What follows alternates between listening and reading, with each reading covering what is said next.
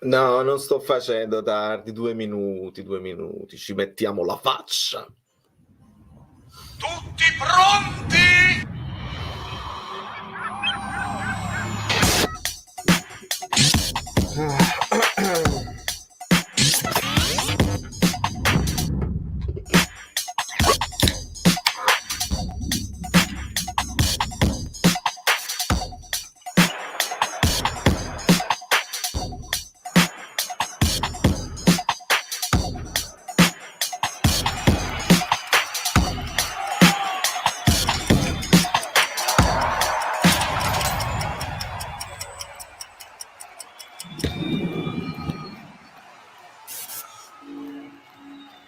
Marondolo Carpana aiuti tu. Marondolo Carpana aiuti tu. Allora, eccoci qua.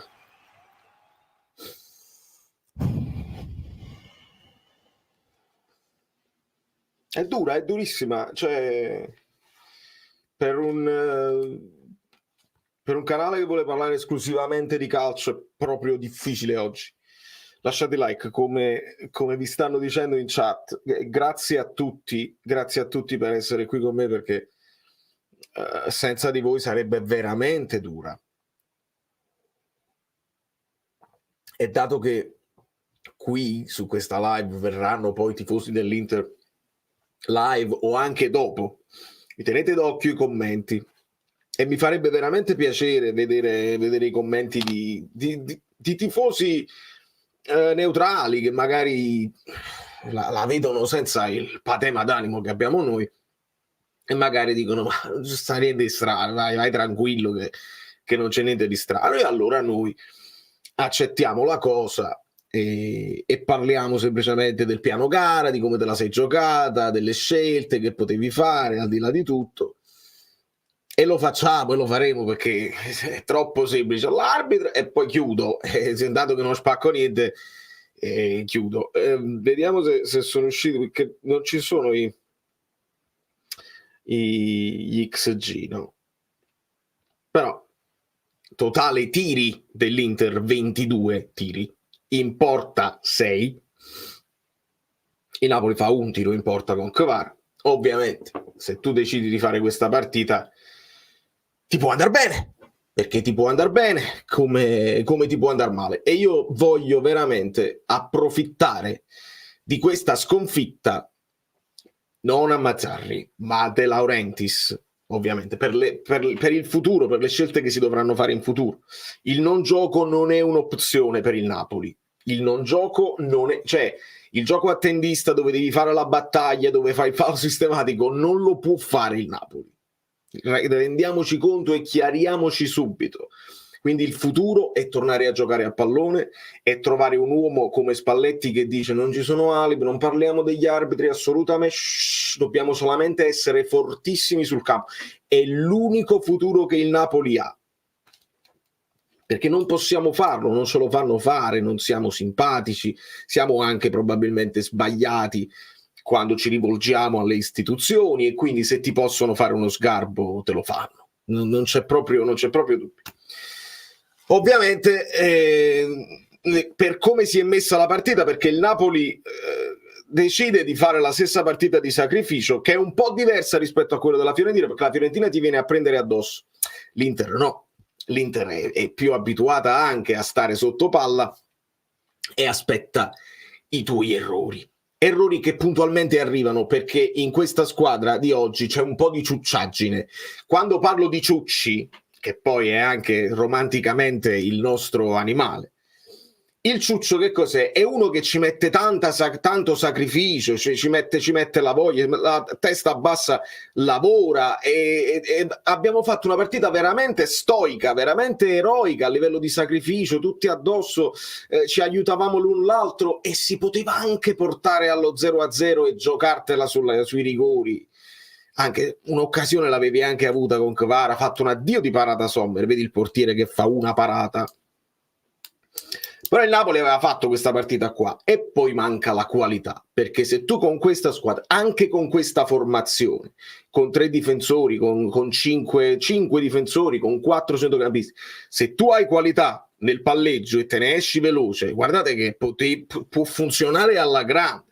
Quindi se arriva un allenatore che vuole giocare a 3, va benissimo, l'importante è il principio di gioco, non dobbiamo essere arrendevoli che poi prendiamo il pallone, boom, la tiriamo avanti, perché anche con un uomo in meno, magari non stasera contro una squadra forte, però anche con un uomo in meno, tu devi giocare a pallone e devi vedere di creare i presupposti. Se non crei mai i presupposti, il gol lo subisci. Sarebbe stato ancora peggio andare ai rigori e perdere ai rigori, che poi perdi, perché questa è la partita, o vinci o perdi, e hai perso. Quindi prendiamo questo come esempio, non lo possiamo fare, non siamo in grado di farlo e non lo possiamo fare, perché se rinunci non funziona. Prima espulsione di Simeone in 280 partite in Italia. Prende tutto a posto. Grazie Valentino. Grazie sempre Valentino. Ragazzi, più veramente faccio come la non donate, semplicemente lasciate i like e condividete la live con i vostri amici, così arriviamo.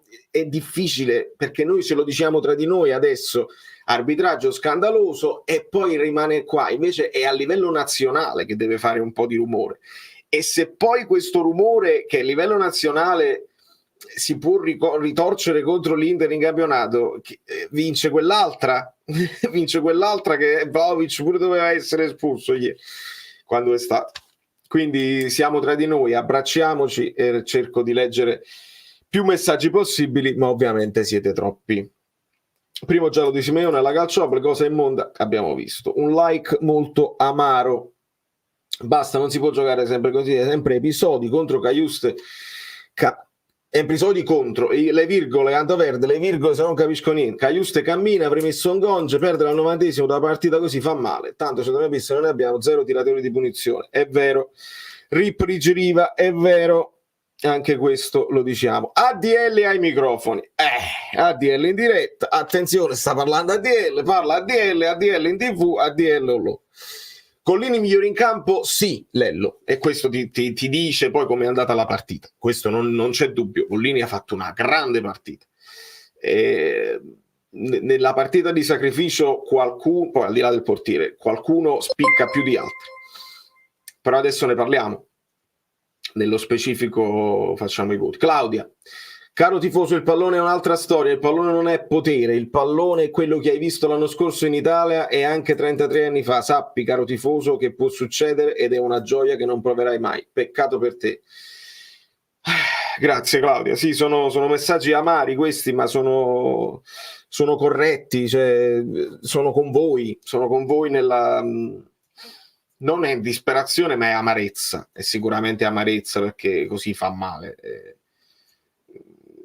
Vi ripeto, quando dico vi ripeto è perché la reaction che non dovete perdervi, perché nella reaction c'è tutto, c'è l'emozione del momento, ci sono tante volte che ho detto bravo, ci sono stati dei momenti in cui il Napoli mi ha veramente convinto con l'approccio, una partita diversa, una partita di sacrificio. Antonio, benvenuto.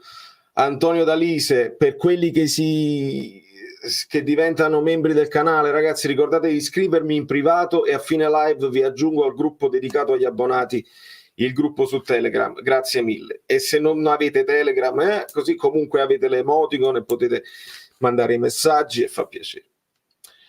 Allora, partita da gladiatori in emergenza, senza centrocampo, tecnico senza Victor e con tante defezioni, era l'unico modo.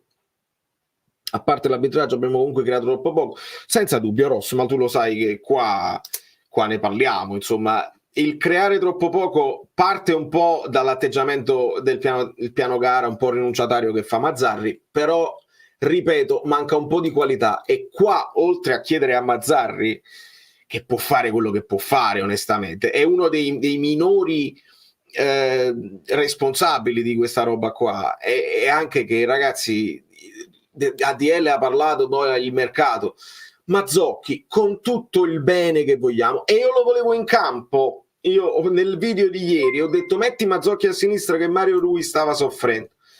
Martino, benvenuto. E poi c'è stato pure un mezzo infortunio per Mario Rui, quindi Mazzocchi in campo, Mazzocchi a sinistra, giusto.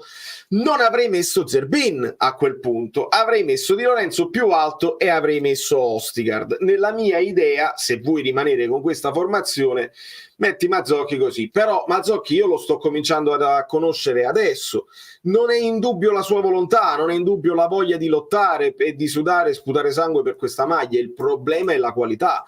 Mazzocchi avanza, sbatte contro gli avversari, non alza la testa per vedere un passaggio, e purtroppo questo è anche il destino di Zerbin e in parte è anche il modo di giocare di Cajuste. Se ti manca la qualità, e la qualità ce l'hanno solamente Lobotka, ce l'ha Kvara, ovviamente isolatissimo, e c'è l'Apolitano che là si calpestavano un pochino i piedi con Zerbin, quindi a livello tattico va rivista quella cosa. È impossibile creare i presupposti. Serve con questo tipo di formazione un coraggio da leone, che tu ti difendi blocco basso, ma quando poi riconquisti palla devi buttarti come fa Gasperini, come fa Palladino, come fa l'Inter, cioè devi creare la superiorità numerica, altrimenti non crei mai. E l'unica cosa che l'hai creata con Kvara, controllo e tiro e grande parata di Sommer. È importantissimo non parlare solamente dell'arbitro, e dobbiamo parlare anche delle cose che abbiamo visto in campo. Ovviamente però ragazzi, partita da vincere e basta. Questa è una di quelle partite da vincere e basta, senza creare i presupposti per il bel gioco del futuro. Te la stavi pure giocando, e già non prendere imbarcate contro una squadra che ha il gol facile, che segnano di continuazione, va bene. Cioè io apprezzo il lavoro dei ragazzi, apprezzo anche come l'ha messa in campo Mazzarri, apprezzo tutto, manca però la qualità. Quindi mi rivolgo anche alla dirigenza e al mercato che stiamo facendo. Mazzocchi non è un giocatore da Napoli, nel senso che tu metti uno che ti migliora il reparto. No, hai messo uno che doveva giocare una partita ogni tanto al posto di Lorenzo, e invece, viste le defezioni, te lo ritrovi a doverlo mettere sempre in campo. Questo è uno. Hai preso Traoré, che deve fare un'altra preparazione, un giocatore tutto da recuperare. Hai preso Ngonge, che sicuramente è un giocatore di grande livello, però l'hai preso tardissimo e quindi non l'hai nemmeno potuto utilizzare. Mazzarri ha detto non lo so se mi sembra il caso. Quindi va benissimo tutto, mi chiedo scusa, la responsabilità mia, ma gli acquisti andavano fatti il 2 gennaio, non a fine gennaio. Quindi anche questo deve essere una responsabilità che ADL si deve prendere, senza dubbio, perché ti tornava utile un Samardžić oggi, ti tornava utilissimo, e hai perso tempo appresso a Samardžić e al padre. Samardžić continua a segnare, chi deciderà di avere a che fare col padre si ritroverà un bel centrocampista per il futuro. Però il Napoli doveva fare adesso, doveva fare subito, se almeno ti volevi giocare lo sfizio di dare un trofeo ai tifosi. Evidentemente interessano proprio poco i trofei, interessano poco queste cose, e interessa che ti sei fatto 5 milioni. Ti sei fatto 5 milioni invece che 8, sono meglio di 1, e va bene così, e ti prendi la medaglia d'argento. Il fallo di Pavard a palla lontana ha dato il vantaggio, non ha ammonito più, senza dubbio, ma ce ne sono tantissimi. Allora, io quello che mi sono segnato riguarda il primo tempo, perché stavo come un pazzo a 0-0, vediamo l'arbitro come arbitra. C'è il fallo su Kvara, che poi porta a un tiro dell'Inter che potevano segnare, e fallo a 2 mani da dietro. È lo stesso controllo che Kvara fa con la Fiorentina e porta al gol di Simeone. Se tu lo butti a terra a 2 mani è fallo, palla è nostra. La prima cosa, non c'è nessun giallo per Acerbi, che la prende con la mano volontariamente, e poi ovviamente un difensore che gioca con il giallo addosso è un altro paio di maniche. Deve fare 4 falli Çalhanoğlu, 4 falli da giallo per avere un giallo, e già dovevano essere uno in meno. Lautaro nessun giallo, quando era evidente, era proprio evidente che fa lo stesso fallo, diciamo, è diverso, è anche un po' diverso rispetto a quello di Simeone, perché Simeone fa un fallo tattico non cattivo, si appoggia un pochino, proprio zero contatto, però fallo tattico ci può stare il giallo che non fa ripartire la squadra. Lo fa uguale Lautaro, però dando un calcio sui piedi dell'avversario e non succede niente. Se a questo giallo ci aggiungessi un ipotetico giallo per simulazione che nessuno fa, ma questo a ogni partita si sente accarezzato, il dopo barba si sente accarezzato, si butta a terra e piange come se avesse ricevuto una comitata che non esiste, bisogna cominciare ad ammonire, bisogna cominciare a dare multe, perché questo è lo spettacolo internazionale che stiamo dando.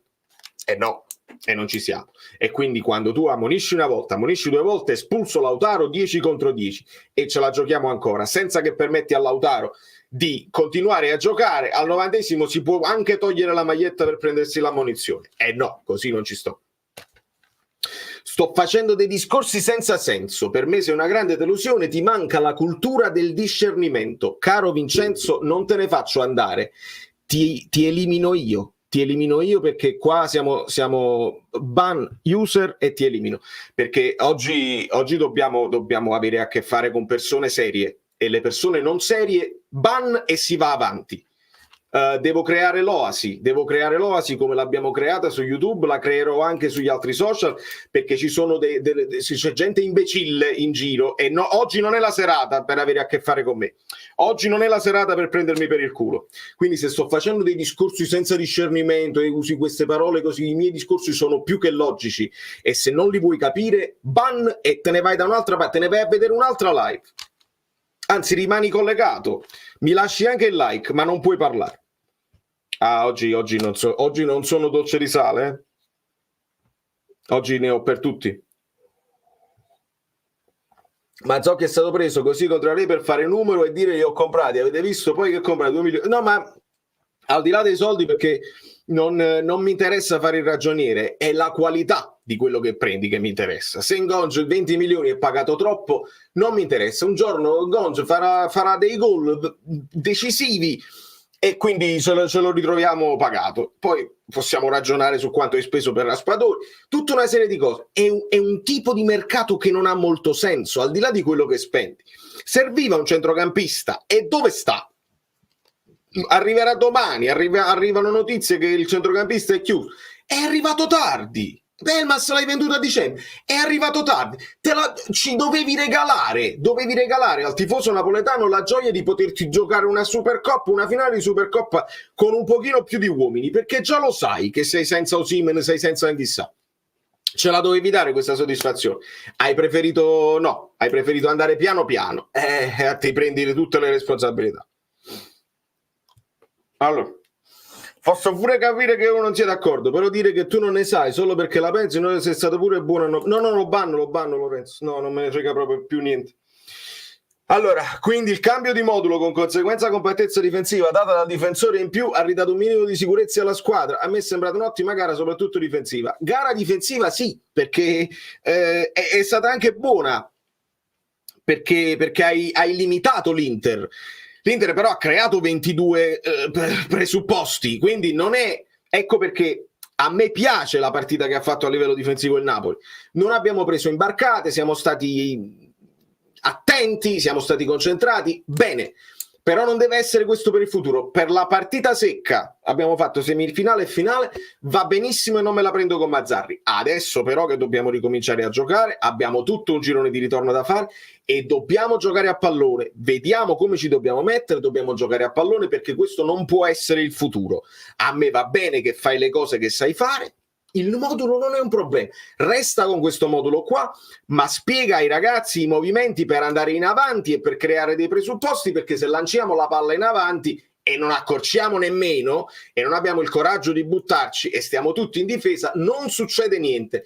E non è che non hai fatto fare tiri in porta all'Inter, ne hanno fatti 22 fuori e 6 in porta. Gollini migliore in campo? Sì, perché oltre ai tiri in porta ci sono le uscite basse, ci sono le uscite alte. Quindi non è il presupposto non può essere per il futuro. Ma adesso dobbiamo parlare dell'oggi, perché il futuro chi lo sa quale sarà.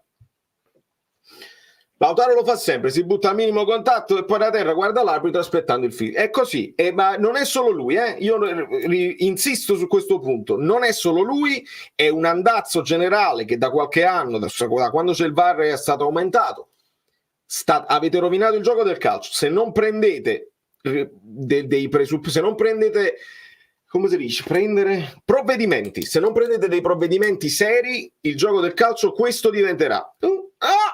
Ti butti a terra, speri di avere un'ammonizione per l'avversario, un'espulsione e te la giochi così e diventa noioso, diventa solo importante per chi è il tifoso che segue. Ma se i famosi simpatizzanti che dovevano vedersi il gioco italiano all'estero, è brutto. Non ne guadagna la Serie A, quindi io mi rivolgo alla Serie A. Cerchiamo di essere un pochino, se vogliamo far risalire il brand, non andate a difendere quelli che fanno gli imbrogli, punite quelli che fanno gli imbrogli e premiate quelli che giocano a calcio. E quelli che fanno gli imbrogli mi riferisco anche alle simulazioni. Per ADL, grandi elogi per la RAB, grandi elogi per la RAB.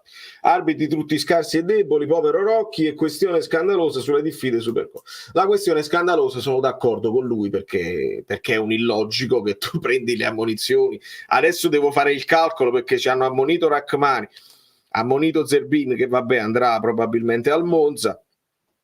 Espulso Simeone? Non abbiamo un attaccante, dobbiamo giocare con Raspadori senza... ti rendi conto che è una cosa impossibile.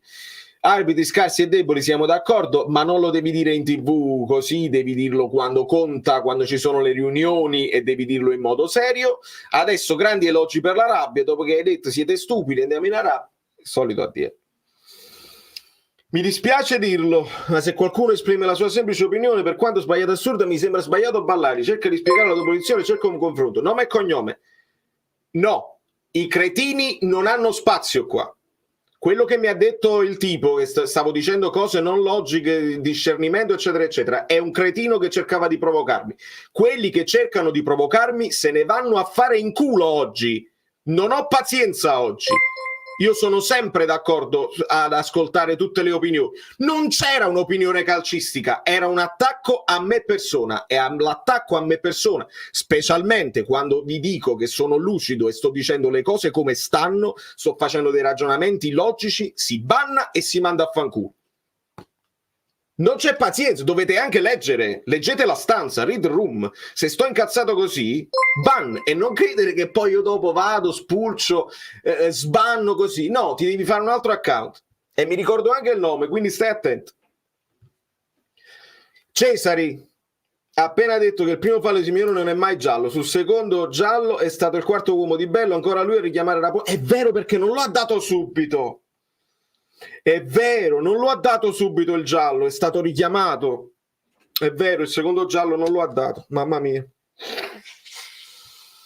Allora, Riyadh, lo stadio, i tifosi locali, la stampa voleva il branding. Vabbè, questo pure è chiaro, perché era lo stadio solamente bandiere loro, abbiamo visto. Al primo tempo hanno sperato nella presunta forza dell'Inter, poi visto l'andazzo ci ha pensato l'arbitro. Non posso darti torto. Domanda per Guido, lo so che è difficile, cosa ne pensa del possibile arrivo di Mu a Napoli? Dopo ne riparliamo, anche se ne ha parlato più volte, Davide, ne parleremo sicuramente. Quando io vi dico il futuro non è il non gioco, Mourinho tu lo devi subito togliere da mezzo. Serve uno che gioca a pallone, serve uno che come una squadra con il Girona ti dice non vi preoccupate, giocate a pallone, prendetevi i rischi, serve uno così, serve uno che si prende dei rischi e comunica una mentalità alla squadra di gioco, di sviluppo di gioco. La mentalità solo, che immagina Mourinho cosa si sarebbe fatto afferrare per pazzo oggi con l'arbitraggio, e a noi serve l'opposto di Mourinho. Sapete qual è l'opposto di Mourinho?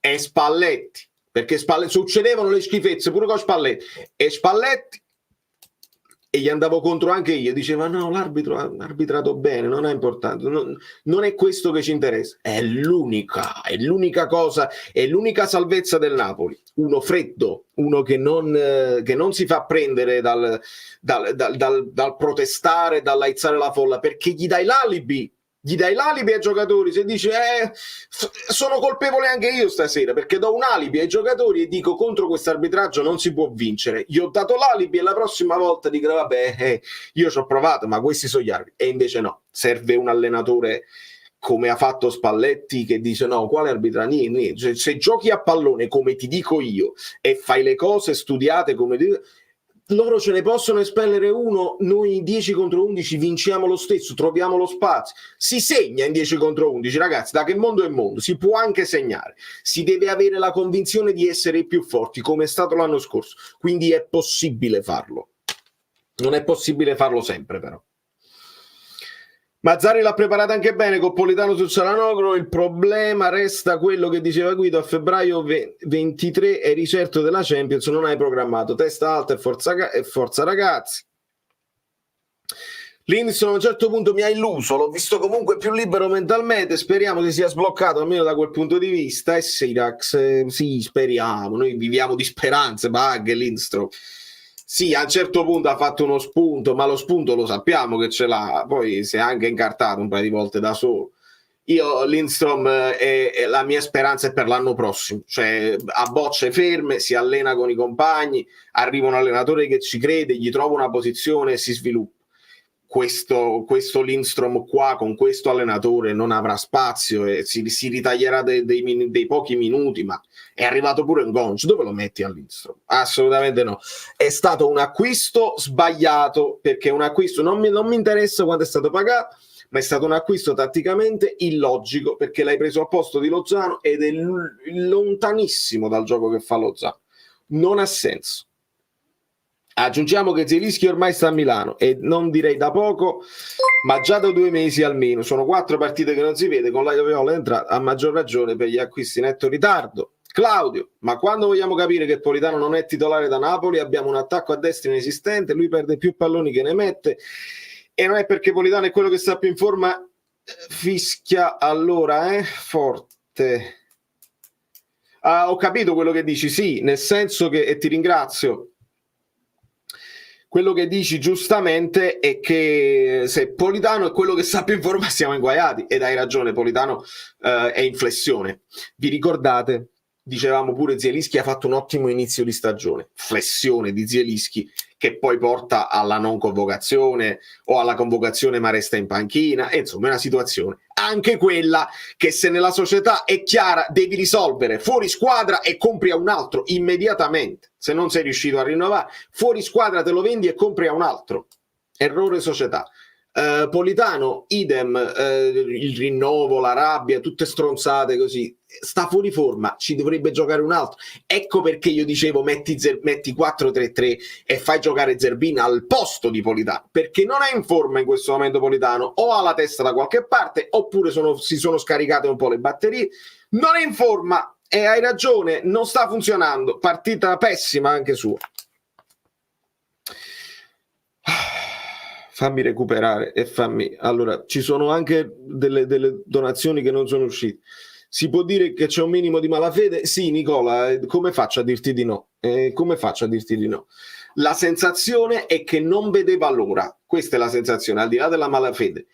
Non vedeva l'ora che il Napoli si nervosisse un pochino e facesse anche qualche fallo così, in modo da subito mostrare i cartellini velocemente, cosa che non ha fatto con l'Inter nel primo tempo. Si può dire tranquillamente questo.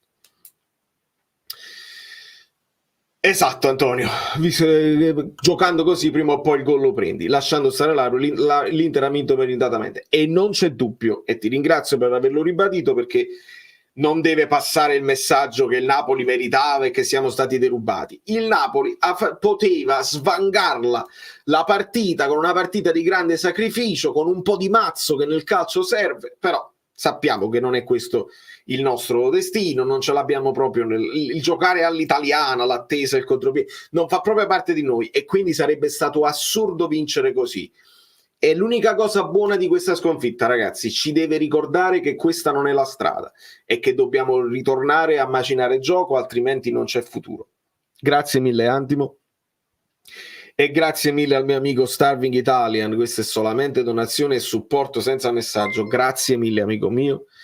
e grazie a tutti. Ragazzi, i like devono arrivare a 1000 like, perché tra quello che ho bannato, che poi si fa gli account falsi, viene a mettermi il dislike, e quelli che verranno dei tifosi interisti, dovete lasciare i like. Ci sono noti youtuber analisti in sta chat che contro la società non dicono una parola, magari fossero tutti come te, mi ci ritrovo. Grazie mille, France, grazie mille. Voi potete essere in disaccordo con me, io non voglio. Giacomo Guida, benvenuto amico mio, dopo ti aggiungo. Voi dovete e potete essere in disaccordo con me, è la fine del mondo se io accettassi solamente quelli che sono d'accordo con me, e sarebbe la fine del calcio, perché se io ascolto un editoriale, se io ascolto una trasmissione, se io ascolto anche il giornalista che mi piace di meno, durante tutta una trasmissione la dirà qualcosa con cui siamo d'accordo, perché il calcio è così, ognuno vede una cosa, ognuno si concentra magari su una cosa specifica che magari è più vicino alla propria idea di base e porta avanti un discorso. Nel portare avanti un discorso è proprio difficile che io sia in disaccordo su tutto al 100%, ci sarà sempre qualcosa che mi convince, come ci sono delle cose che non convincono. L'importante è che stare insieme sia piacevole, l'importante è che quando voi cliccate su un video fammi sentire cosa c'è da dire, se sono d'accordo è bene, se non sono d'accordo glielo dico, e io tendo, tempo permettendo, a rispondere a tutti. Quindi l'essere d'accordo con me non è una condizione importante. L'importante è parlare delle cose che si sanno con cognizione di causa. Non vi posso dire grande Popovic se non lo avevo visto. Adesso che l'ho visto dico Popovic è un giocatore che per la sua giovane età ha grandi mezzi tecnici e potrebbe diventare anche quello un prospetto. L'onestà. Poi si fallisce, si può fallire nell'analisi, si possono vedere cose sbagliate, però io lo faccio con attenzione, quindi se sbaglio lo sbaglio in buona fede. Tore Falanga, Francesco ha giftato, grande Francesco, non so poi a chi, non so niente, l'hai giftato a Giacomo? Bella sta cosa dei regali, delle cose per un mese. Allora Tore, la via Crucis verso l'umiliazione è completa, anche stasera l'arbitraggio ha mostrato da DL la via, si riconferma il giallo ogni 9 falli dell'Inter, e questo pure è un dato abbastanza sconvolgente. Grazie Tore, io spero veramente che ADL lo voglia fare, perché così diventa difficile per il tifoso napoletano seguire queste cose. Achille, è una stagione iniziata male e purtroppo finirà male, tante scelte sbagliate e ADL sta continuando a sbagliare, vedasi il mercato. Supernova, benvenuto e benvenuti a tutti i nuovi iscritti. Ragazzi, i like per favore, che sono scorruti tutti i messaggi. I rumori. È un illogico giocare la Supercoppa a gennaio dell'anno successivo. Sono d'accordo, magari con tanto di Coppa d'Africa in corso. Sono d'accordo, Salvatore. Per me la Supercoppa la giochi a fine stagione. Chi è arrivato a vincere il campionato e chi ha vinto la Coppa Italia, dopo una settimana si incontrano e fanno la Supercoppa. Sono d'accordissimo. Avrebbe più senso te la giochi con quelli che se la sono guadagnata, con l'allenatore ancora in corso, con la rosa che questi sono guadagnate tutte queste cose. Ha più senso, sono d'accordo. Allora, mamma mia, troppi messaggi ho perso, mamma mia, scusatemi. Allora, chiedo scusa, sono stato un pochino lungo. Mamma mia, troppissimi. Ne prendo uno così. Lindstrom deve essere inserito, ci vuole un allenatore con idee nuove e con carattere, ci vuole un allenatore con idee nuove e con carattere, senza dubbio. Scusatemi, sono andato troppo lungo. Da interista dico onore al Napoli, ci avete imbrigliato. Frassenara, grazie, fa piacere un messaggio degli avversari. Da interista dici onore Napoli, fammi leggere questo se non lo perdo. ADL, Napoli in fieri a testa alta, quando te ne vai a testa bassa. Cesari, Cialanoglu graziato più volte, ci sta una finale per i suoi pesi due misure, i calciatori del Napoli bocciato, Mazzarri ha fatto quello che ha potuto e ho perso il finale. Grazie mille. E all'interista dico, tu dici onore al Napoli, ci avete imbrigliato, sì, tecnicamente, tatticamente abbiamo limitato i danni. Contemporaneamente io dico complimenti per la squadra che avete fatto e che avete quest'anno, perché siete fortissimi e non azzardatevi a perdere terreno in campionato, perché avete dietro un avversario temibile per troppi motivi.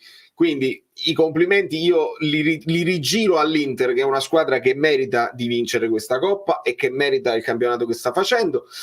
So che potreste non avere Çalhanoğlu e Barella nella prossima partita con la Fiorentina. Attenzione, perché c'è una squadra che dietro non molla, per un modo o nell'altro. Scusa, sarò ripetitivo, ma Cesari sta facendo rivedere in sequenza i falli di Çalhanoğlu e credemi è uno scandalo. Amore mio, Francesco, ma scherzi, sta scritto qua. Te lo posso far vedere? Sta scritto qua, si legge? 3 falli Ciala, 3 falli Çalhanoğlu, 3 falli non fischiati da ammonizione tutti quanti. Lo so, è scandaloso, ragazzi, non c'è proprio niente.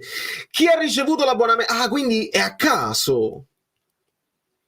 Che bello.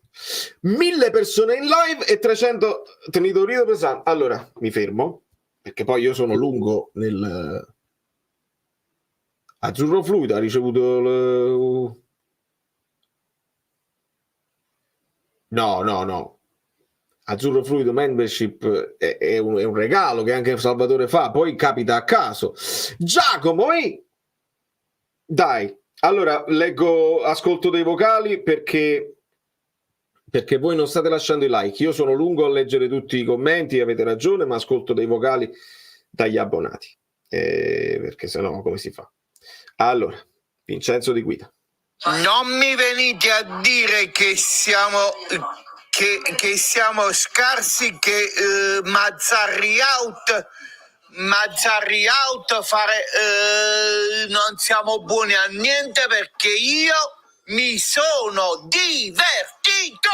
Quanto è bello Vincenzone, bravo. Allora mi fa piacere perché questo ci dovrebbe riportare anche a una mentalità che non deve essere quella là che vincere è l'unica cosa che conta. Ci siamo divertiti, a prescindere ora, ci siamo anche intossicati, ma fa parte del percorso dell'essere tifoso del Napoli, questo sì.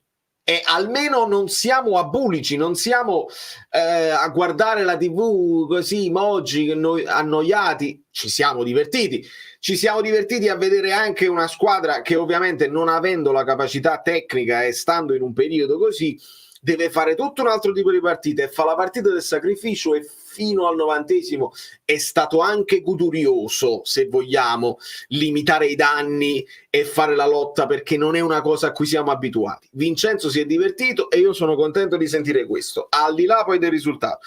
Il risultato viene tanto purtroppo influenzato dalla scelta arbitrale, dall'episodio dell'espulsione, perché 11 contro 11 anche la difesa d'oltranza funzionava un pochino meglio, poi avevi almeno la possibilità di impegnare la difesa. Se tu poi ti metti 5-4-0 è ovvio che l'ha fatto per un po' di tempo, perché poi per 15 minuti il Napoli è stato 5-4-0 e lì lo chiedo a Mazzarri di mettila subito Raspadori, per non dare la sensazione alla squadra che ci dobbiamo difendere e basta per arrivare ai rigori. Siamo praticamente al 60° quando perdiamo Simeone, e mezz'ora, 35 minuti a prendere botte con l'Inter è difficile. Quindi però sono contento che almeno dopo lo ha fatto, perché almeno metti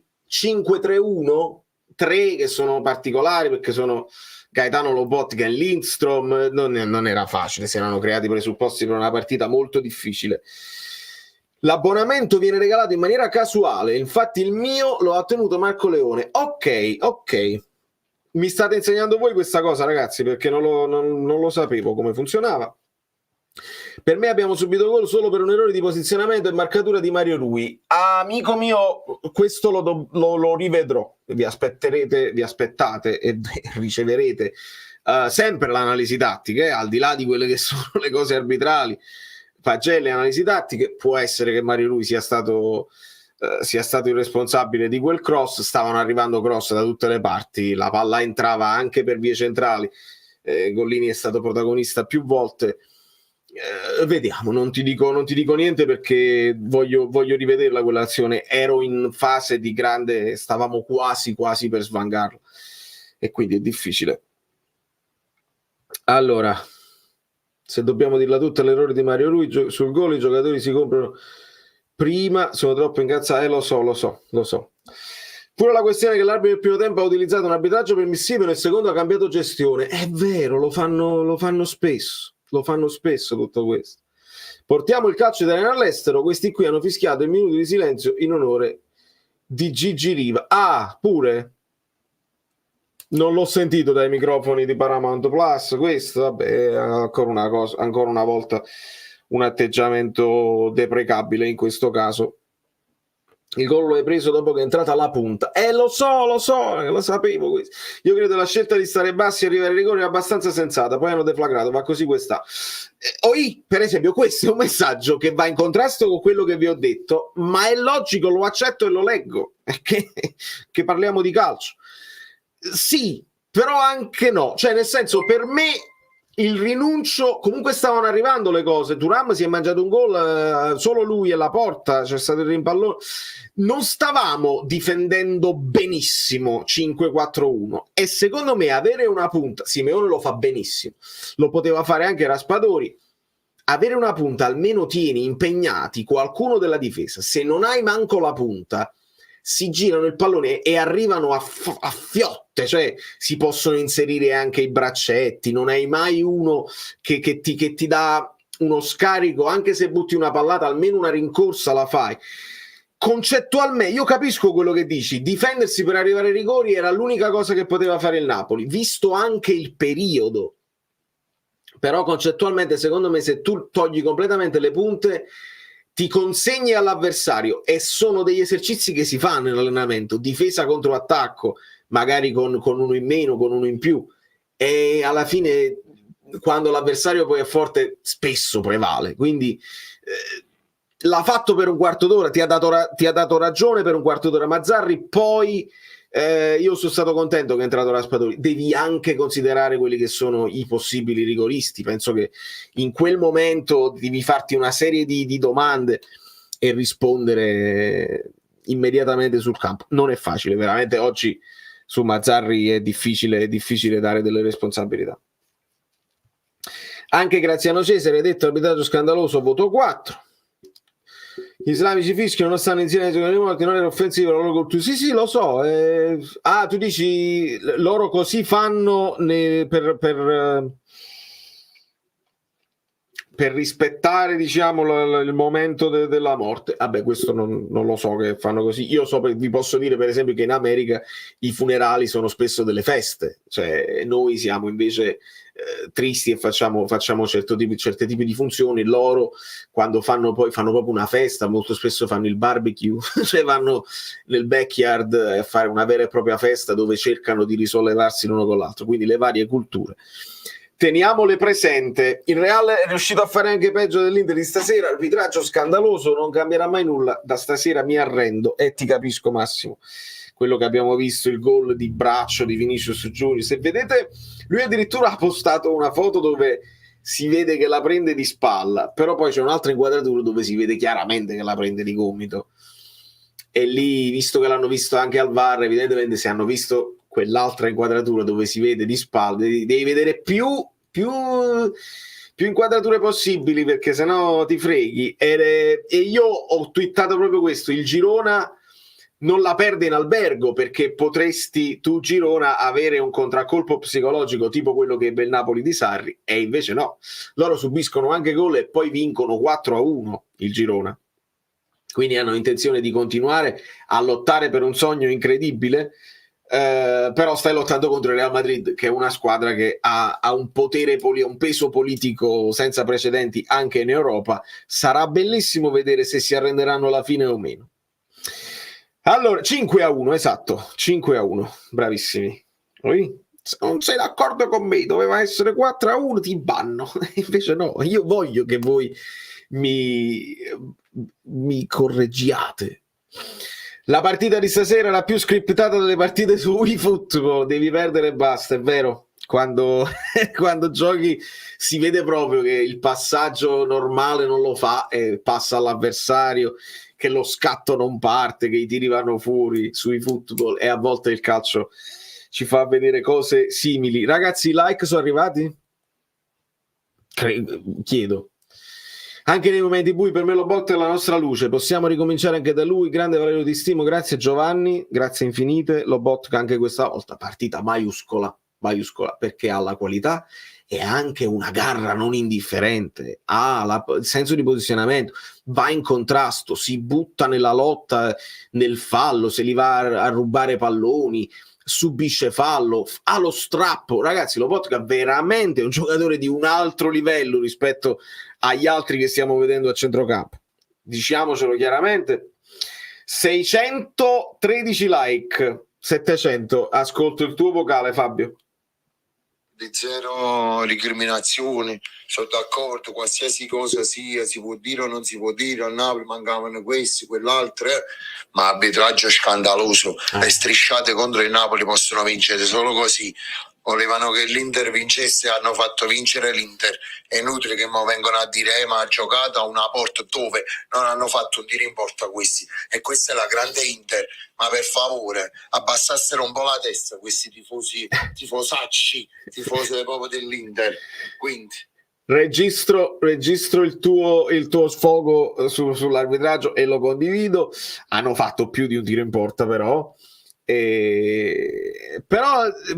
non dico che ne escono ridimensionati, perché ne escono con una vittoria e convinti di fare il loro calcio. Questo non dico che ne escono ridimensionati, però i presupposti, dobbiamo essere onesti con i presupposti, e lo abbiamo visto anche nel gruppo degli abbonati. Già non prendere un'imbarcata oggi sarebbe stato, non dico una soddisfazione, ma almeno questo ce lo dobbiamo prendere come una squadra molto disastrata come il Napoli in questo momento. Ha fatto muro e non ha lasciato praterie, e quindi sotto questo punto di vista un pochino gliel'abbiamo fatta sudare. È l'unica soddisfazione che ci possiamo prendere. E ringrazio Mario. Pensiamo alla prossima come giocheremo, senza attaccanti. Mario, hai ragione. Raspadori, non c'è Kvara, mamma mia.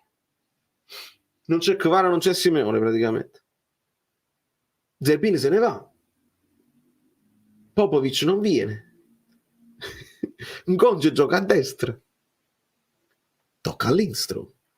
Non puoi mettere nemmeno Zieli, tocca a Lindstrom a sinistra, obbligatorio. Ci divertiremo, credetemi, ci divertiremo. Iscrivetevi al canale, veramente. Allora, dell'uomo Zielinski, Fiorenzo, è una bella domanda. Per parlarti dell'uomo Zielinski io dovrei stare nelle stanze dove ci sono state trattative per il rinnovo, se ti hanno offerto un rinnovo a ribasso umiliante, se avevi pensato di andartene e poi non te ne sei andato più, avevi pensato di continuare col Napoli e poi hai cambiato idea. Non te lo so dire, perché non so che tipi di rapporto ci sono. Il fatto di essere messo fuori squadra è una scelta sua? È lui che si inventa degli infortuni, o è la società che ti mette fuori squadra e dice all'allenatore non lo fare giocare? Sono troppe domande senza risposta prima che io ti possa dire Zielinski non mi è piaciuto come si è comportato, perché così. Vado in difficoltà, perché poi è successo spesso anche con altri giocatori in passato e abbiamo reagito in un certo modo. Qualcuno mi diceva che in campo alla premiazione Zielinski sorrideva, vuol dire che ha mollato. Se sorrideva vuol dire che ha mollato e che si sente già non più un giocatore del Napoli. Devi prendere provvedimenti e non lo devi nemmeno convocare, cioè se faccio il paragone con un Demme che invece quando è stato chiamato in causa ci ha messo l'anima, è normale che ne risulta vincitore Demme a livello di uomo. Però sono troppe cose che non so, per come sono andate le trattative, per come il Napoli ha deciso di gestire i contratti quest'anno, roba veramente folle, perché poi tu a Osimhen gli hai dato la soddisfazione del rinnovo perché dovevi mettere la clausola, intanto Osimhen ti ha abbandonato a tutti gli effetti, ti ha abbandonato quando potevi giocare col Torino. Onana si è fatta l'ultima partita con il Manchester prima di partire, è arrivato in ritardo, è criticatissimo Onana nel suo paese perché si è arrivato in ritardo e sta giocando anche male. Onana però ha rispettato il suo club nativo, insomma ha rispettato il club che lo paga, mentre Osimhen se ne chiude e non è nemmeno andato direttamente in Nigeria ad allenarsi, ha fatto prima i fatti suoi e non riposta una storia della squadra, quindi veramente si salvi chi può in questo momento, e devono giocare quelli che ci credono, quelli che si sentono parte di un progetto anche per il futuro, altrimenti ragazzi ci saranno momenti di orgoglio dei singoli e va bene, ma se non fai squadra è difficile poi imbastire quello che è il gioco, cioè tutti convinti di quello che si fa. Queste sono partite secche che va bene, tu dai il massimo possibile, quando poi ci sono le partite di classifica media, quando non stai lottando per niente, perché il quarto posto è una lotta per noi, ma per qualcuno potrebbe anche non esserlo, e quindi è difficile, la società deve intervenire, deve chiarificare molte cose, molte posizioni. Allora, sorella Ape, secondo te Mazzarri farà giocare Ngonce titolare con la Lazio? Te lo escludo. E in che posizione e soprattutto quale sarà il modulo? Allora, io credo si torni al 4-3-3. Dobbiamo capire gli indisponibili, gli infortunati, gli squalificati. Secondo me adesso, finite queste due partite secche, si deve tornerà a giocare con il 4-3-3. Non credo Ngonce titolare perché l'ha visto 5 minuti, non ha fatto grandi allenamenti così, mo tra viaggi e cose varie.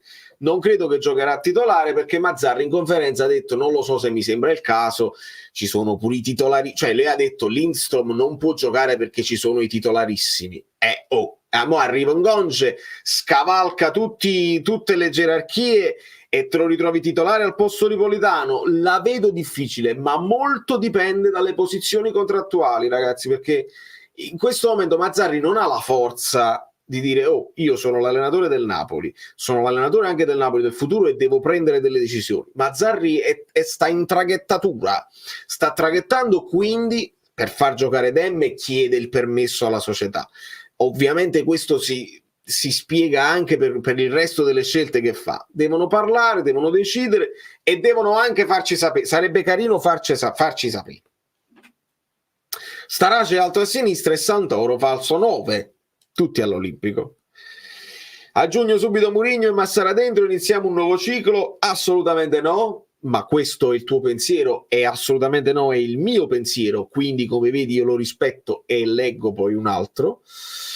Via da Napoli mercenari, ed è anche questa una cosa abbastanza condivisibile e ovvia. Quest'anno fino ad ora disastroso, ci dice che Gollini deve essere il portiere titolare? Assolutamente.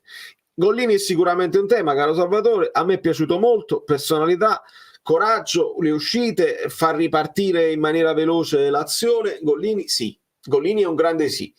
Non è un attacco a Meret, ma se devo scegliere tra i due in questo momento scelgo assolutamente Gollini. Non c'è dubbio.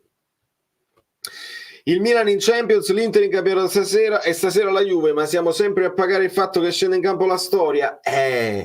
La vogliamo chiamare storia, la vogliamo chiamare DNA europeo nel caso del Milan, la vogliamo chiamare, ragazzi, è il numero dei tifosi, perché se non parliamo semplicemente dell'arbitraggio, ma parliamo anche di come vengono narrati i fatti, ce lo hanno detto i direttori dei giornali, i nostri lettori sono tifosi di queste squadre, di conseguenza dobbiamo dire cose che fanno piacere ai nostri lettori.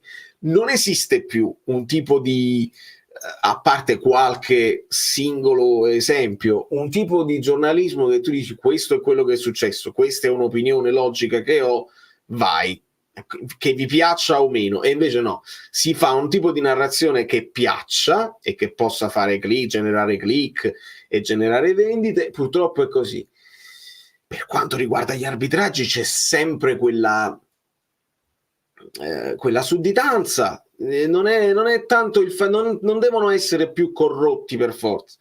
La sudditanza dice se sbaglio contro il Verona che succede? Si lamentano dopo partita e poi non succede niente perché non hanno un peso politico, non sposta niente una telefonata di quello del Verona. Se sbaglio contro l'Inter si rivoltano tutti i tifosi, tutti i social e le immagini girano e poi mi devono punire per forza e mi mandano in Serie B e perdo soldi. Questo è, purtroppo. Mi restano solo 2 e non ho ascoltato qui. Devi fare come me, Robè, non più in casa, solamente quando si può uscire fuori, è l'unica soluzione. Allora, Di Bello quando vede il Napoli si eccita, non è nuovo a questi dissapori, la ciliegina sulla torta e richiamare l'arbitro per far buttare fuori Simeone, è proprio vero. Oramai i giornalisti sembrano peggio di quelli che vendono la frutta, con tutto il rispetto per i fruttaioli, assolutamente. Contro la sua futura squadra non entra. E Antonio, io avevo invece chiesto, poi ci verranno a dire non era in gran forma, però Mazzarri non può dirci bugie, ci ha detto Zielinski è entrato e quindi non ha magari 90 minuti, ma vediamo, se non all'inizio lo metto dopo, poi ti potrà dire Mazzarri non era la partita da Zielinski, perché ovviamente se devi fare la lotta e hai deciso di difendere lo 0-0 non è la partita di Zielinski. Ecco perché tu non devi comprare Traoré, tu devi comprare Soumaré, cioè devi comprare un mediano che abbia sostanza, perché hai lasciato solamente Lobotka con Cajuste vicino, se n'è andato Anghissà, ti sei venduto Elmas che un po' di sostanza ce l'ha, non puoi rimanere con Zielinski e non dovevi pigliare nemmeno Samardzic, hai perso tempo con Samardzic, dovevi pigliare uno che faccia la lotta a centrocampo e non l'hai pigliato. Quindi se Mazzarri poi ti risponde non era la partita per Zielinski, c'ha pure ragione, non è la partita per la lotta. Zielinski è la partita di quando tu metti palla a terra e giochi a pallone. Visto che non stiamo mettendo palla a terra e giochiamo a pallone, ma stiamo tutti in difesa, la buttiamo avanti e speriamo bene, non è più questa la partita. Di conseguenza era una bellissima storia far giocare Zielinski, facevi la storia tipo Milik che poi segnò, lo ricordate, Milik segnò il rigore decisivo contro la Juve in Coppa Italia e poi era già in orbita Juve via Marsiglia e con Zielinski non è stato cosa. Avete notato Gollini? L'ho visto dimagriso, Vito stanco, le borse sotto gli occhi ce l'ha di suo, Gollini, è un po' come me, anche io, anche quando non sono stanco c'ho i dark circles, diciamo. Secondo me stanotte non ha dormito, però che sicurezza, sì. Comunque da quando c'è il VAR il condizionamento della partita si è spostato dall'area di rigore più plateale meno opinabile alla zona centrale del campo più opinabile con l'uso dei cartellini. Bella considerazione, perché è meno opinabile in realtà il fallo è fallo, dove lo fai, però non è così, gli arbitri non ragionano così. Perché? Perché abbiamo anche sentito troppe volte quello è il rigorino e quello deve essere la massima punizione. Il fallo, se è fallo sia a centrocampo che in area. Poi invece ci fanno sapere che no, per essere il fallo in aria deve essere non devono esserci più rigorini. Ma quanti rigorini stiamo vedendo? Quindi se voi decidete una cosa, almeno che sia un tipo di linea e che venga mantenuta sempre, deve esserci un contatto molto serio in aria, altrimenti il rigore non te lo diamo. Lo stesso tipo di fallo che in area di rigore non è rigore, a centrocampo si fischia. E questo è il problema. Quando poi andiamo ad analizzare gli arbitraggi è che non sono costanti nella gestione, veramente è un peccato. Regola d'oro di mercato: se hai molta domanda devi soddisfare l'offerta, paghiamo la poca visibilità che abbiamo e purtroppo la società non ha cavalcato l'onda quest'anno. Sono d'accordo Francesco, bisognava assolutamente sfruttare la vittoria dello scudetto e la bella cavalcata in Champions che ha fatto il Napoli l'anno scorso per diventare un brand più importante ed essere un pochino più. L'avete visto in Arabia? De Laurentiis si deve convincere. Tengo 81 milioni di simpatizzanti, sono simpatizzanti, se ne fregano poco, non ci vanno in Arabia, non se lo fanno il viaggio in Arabia per bilanciare un pochino le tifoserie. Mi dispiace, le magliette non si trovano, la visibilità è poca. Avevi vinto lo scudetto, dovevi sfruttare quella cosa là. Purtroppo non si è fatto e se quest'anno ti era rimasto una cosa, ti era rimasto vincere la Supercoppa. Adesso sì, possiamo cercare di arrabattare un quarto posto, un miracolo in campionato. Sei uscito dalla Coppa Italia rovinosamente, hai perso la Supercoppa nel modo in cui abbiamo visto, è finita. E ve lo ricordate Spalletti? Spalletti disse: se non vai in Champions le offerte non arrivano per i giocatori. Noi volevamo pure venderli, ma le offerte non arrivavano. Ricordiamo le parole di Spalletti, ragazzi. Dimentichiamoci il gioco di Spalletti, ma ricordiamoci le parole di Spalletti. Ricordiamoci quello che Spalletti ha cercato di insegnarci e ci ha comunicato a noi tifosi e ha provato a comunicare anche all'ambiente. Ma l'ambiente o non ci sente perché ha altri interessi o non capisce perché non ci arriva, e lì purtroppo è difficile. Zielinski non è entrato perché siamo rimasti indietro, il cambio migliorativo, il secondo tempo per passare al 4-3-3. Sì, una bellissima favola, Fabio, che chissà se l'avremmo visto, non lo possiamo sapere perché poi essendo Simeone espulso, dopo aver contenuto l'Inter il primo tempo, VAR interviene su tutto, togliamolo. No, non togliamolo perché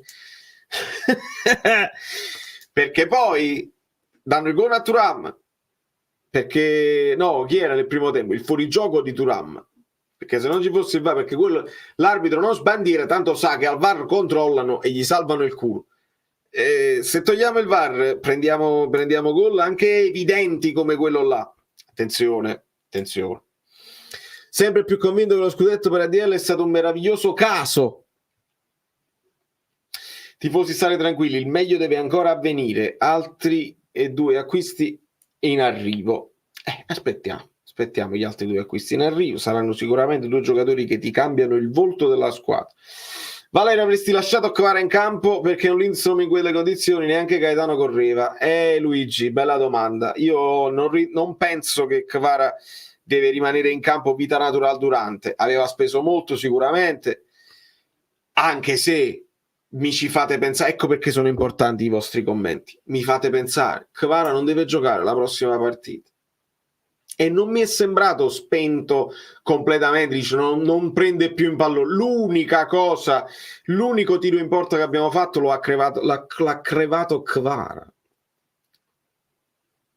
quindi di base io non sono di quelli che dice, qualcuno che io stimo molto dice pure Kvara non va mai tolto dal campo, Simone non va mai tolto dal campo. No, di base no. Arrivano i momenti in cui devi fare un cambio tattico, devi fare un cambio tecnico perché è stanco. Non stasera. Stasera non aveva senso perché lui aveva creato i presupposti ed è squalificato per la prossima, quindi aveva senso con la Fiorentina. Togliere Kvara perché in vista della finale lo vuoi risparmiare un pochino. Con la Fiorentina sì, stasera no. Poi Lindstrom in quelle condizioni. Parliamo di condizioni? Parliamo di condizione fisica di Lindstrom? Oppure parliamo che è un giocatore che non si è inserito per nulla in questa squadra e uno lo butta dentro sperando che possa avere uno spunto perché sicuramente alla corsa con un po' di freschezza, però ti sei giocato, capito, Zerbi, quella è la classica sostituzione zerbinesca. Ripeto, Mazzarri non è il maggiore responsabile, però ci sono alcune cose con cui io non sono d'accordo. Neanche Gaetano correva, questo non lo so. Partita preparata super male. Non spammare, DM, non spammare, abbiamo capito.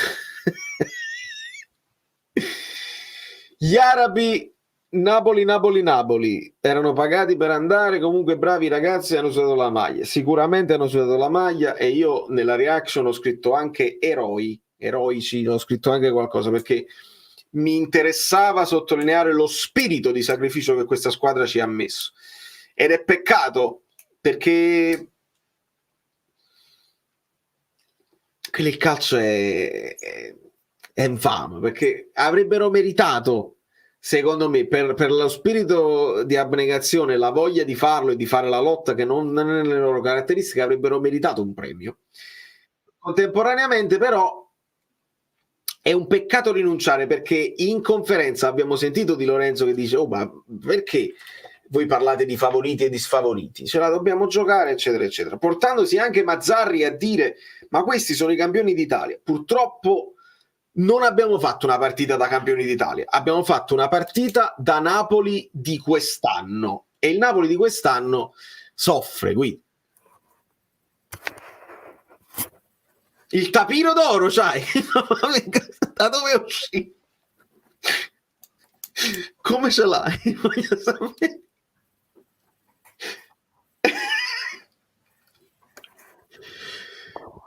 Come cacchio fai ad avere il tapiro d'oro? Chi te l'ha dato? Staffelli. Buonasera amiche belline, buonasera amici bellini, buonasera Valerio. Buonasera. Vuoi salutare qualcuno? Assolutamente no. No, ok. Guido, abbiamo 50 anni e mi sono rotto le scatole. Se dovessi rinascere, dovevo eliminare il mio peggior difetto che mi ha danneggiato in tutto, in particolare la carriera, che non è solo l'onestà, è la pazienza. Mio fratello dice sempre: poi alla fine vinci sempre tu, ce la fai su tutte le cose, vedi che pazienza, poi alla fine questo l'ho ottenuto. Però se dovessi rinascere, la pazienza, sinceramente sono un sopravvissuto dell'Eisel, non se ne può più di un certo tipo di calcio. Mi riferisco a quello che è successo domenica, che tra l'altro non erano solo i cori contro il povero giocatore del Milan, ma insomma, perché sono stati un po' occultati il fatto lavali sul fuoco, non sei un napoletano, basta questo fatto. Sì, appena hanno smesso di fare gli ululati sono passati a insultare Napoli, che era più facile. E quindi non saluterò nessuno per settimane. Okay. E quindi privo della gioia una Patti Smith, di cosa vuoi sapere, Valerio? Guido, abbiamo due strade. Una strada è parlare della partita e un'altra, però le possiamo percorrere anche tutte e due, facciamo avanti e indietro. E un'altra è anche analizzare l'arbitraggio, perché tu, da quando sei su questo canale, hai sempre fatto delle analisi super oneste per quanto riguarda gli arbitraggi che non sono coinvolti. Ci togliamo l'arbitraggio è perfetto, io non No, Valerio, non cadere in questo tranello, perché lo so. Ti spiego perché è normale che tu sia amareggiato, e tra l'altro, essendo ormai più analisti di tanti analisti, insomma, poi perdi tantissimo tempo a studiare, analizzare, fare, cioè. E mi ricordo come quando un allenatore, no, quando c'erano delle cose prima almeno del supporto della tecnologia, che un 50% di schifezze le eliminate. Non pensavo a quegli allenatori che avevano perso settimane e settimane a preparare determinati meccanismi e poi, insomma, torti arbitrali li facevano andare in vacca. Che cosa può dire ai giocatori, no? È la stessa cosa che posso dire a te, no? Sai perché non ti devi avvelenare, ma ti devi arrabbiare con De Laurentiis? Aspetta, che è successo qualcosa. Sì, è arrivato un Luigi che dice: io onestamente sono contento che non siamo andati ai rigori, quanti ne avremmo sbagliati. No, vabbè, non voglio fare come quella, ma tu ti spiego, rispondo alla tua perplessità, perché io voglio vedere dei miglioramenti, e siccome noi veniamo da una stagione dove schiaffi ne abbiamo presi sia a livello nazionale che poi a livello personale, siccome il Napoli non ha rappresentanti come l'Inter, ne ha due, perché poi Marotta non si dimise, passò dalla Juve all'Inter, eccetera. Alla fine a me le parole non interessano, la retorica non interessa, usciamo testa alta non interessa. Io voglio vedere dei miglioramenti in campo di marketing, in campo stadio, in campo, diciamo, anche delle equità. Non le vedo, e a questo punto non ha senso per me lamentarmi degli arbitri, sia a livello generale che a livello da napoletano, perché comunque non ho visto un De Laurentiis in questi mesi ha fatto nessun passo, se non le solite cose ad vino, permettetemi per una volta, e non mi interessa, non mi mischio con queste persone, non ti deluderò, perché io voglio un presidente che ha compiuto un passo, ho detto basta, ho fatto eleggere mio figlio e adesso contiamo anche qualcosa. Quindi oggi lamentarsi di qualcosa non ha senso, perché noi siamo usciti con una partita, meritato o non meritato, quello che vogliamo, con l'Inter 0-3 in casa, dove qualche cosa non ci ha convinto, e non ci ha convinto neanche l'open VAR, perché ci devono spiegare perché allora non è fallo. Da quella partita ad oggi cosa è stato fatto, se non che De Laurentiis si dice questi sono avanti, Disney, eccetera eccetera. Quindi è un'analisi sterile, perché io voglio vedere i passi in avanti della società, voglio vedere che cosa si fa, se non chiacchiere ogni tanto ai microfoni per vanità. Non le vedo, e quindi rischiamo di avvelenarci, perché giustamente poi ci sono quelli che ti sfottono, quel senso di frustrazione. Lo sappiamo che Ciala aveva fatto 3 falli di seguito, 2 addirittura a distanza di forse manco un minuto, e lo stesso più o meno Pestone nella stessa zona di campo dove è stato, tra l'altro, vedi che beffa Simeone, ma non ha senso. Sai perché? Perché ci avveleniamo e poi fra 2 domeniche ci avveleniamo e fra 2 domeniche ci avveleniamo. Cioè, se invece noi vedessimo un proseguo, no? L'anno scorso in girone di ritorno noi agli schiaffi ne abbiamo presi pure con la Cremonese, con il Monza eccetera, però sono passati in cavalleria perché abbiamo vinto per distacco. Io questa cosa la ripetevo per tutta la stagione, perché mi sentivo come Miki in Rocky 3 che studiava l'avversario Missetti, e invece mi sentivo questa cosa, stiamo vincendo per distacco. Poi me la sono sentita per mesi. Poi è arrivato Mister T che ha dato 2 cazzotti a Rocky a tappeto, come si chiama, perché alla 20ª giornata noi abbiamo 20 punti dall'Inter che ha perso il campionato del Napoli a 18, 38 punti di differenza in 20 giornate. È arrivato Mister T che voi non guardavate, mentre io come un cretino mi guardavo tutte le partite e dicevo: guarda, l'Inter ha risistemato la difesa, Inzaghi è pericoloso, hanno cambiato mentalità, hanno costruito per la stagione prossima, stagione neanche campionato, e lo so perché Cassandra era la figlia dell'amato re di Troia, che nessuno credeva e veniva considerata una pazza e finiva bruciata. Poi Troia è caduta, quindi non ha senso.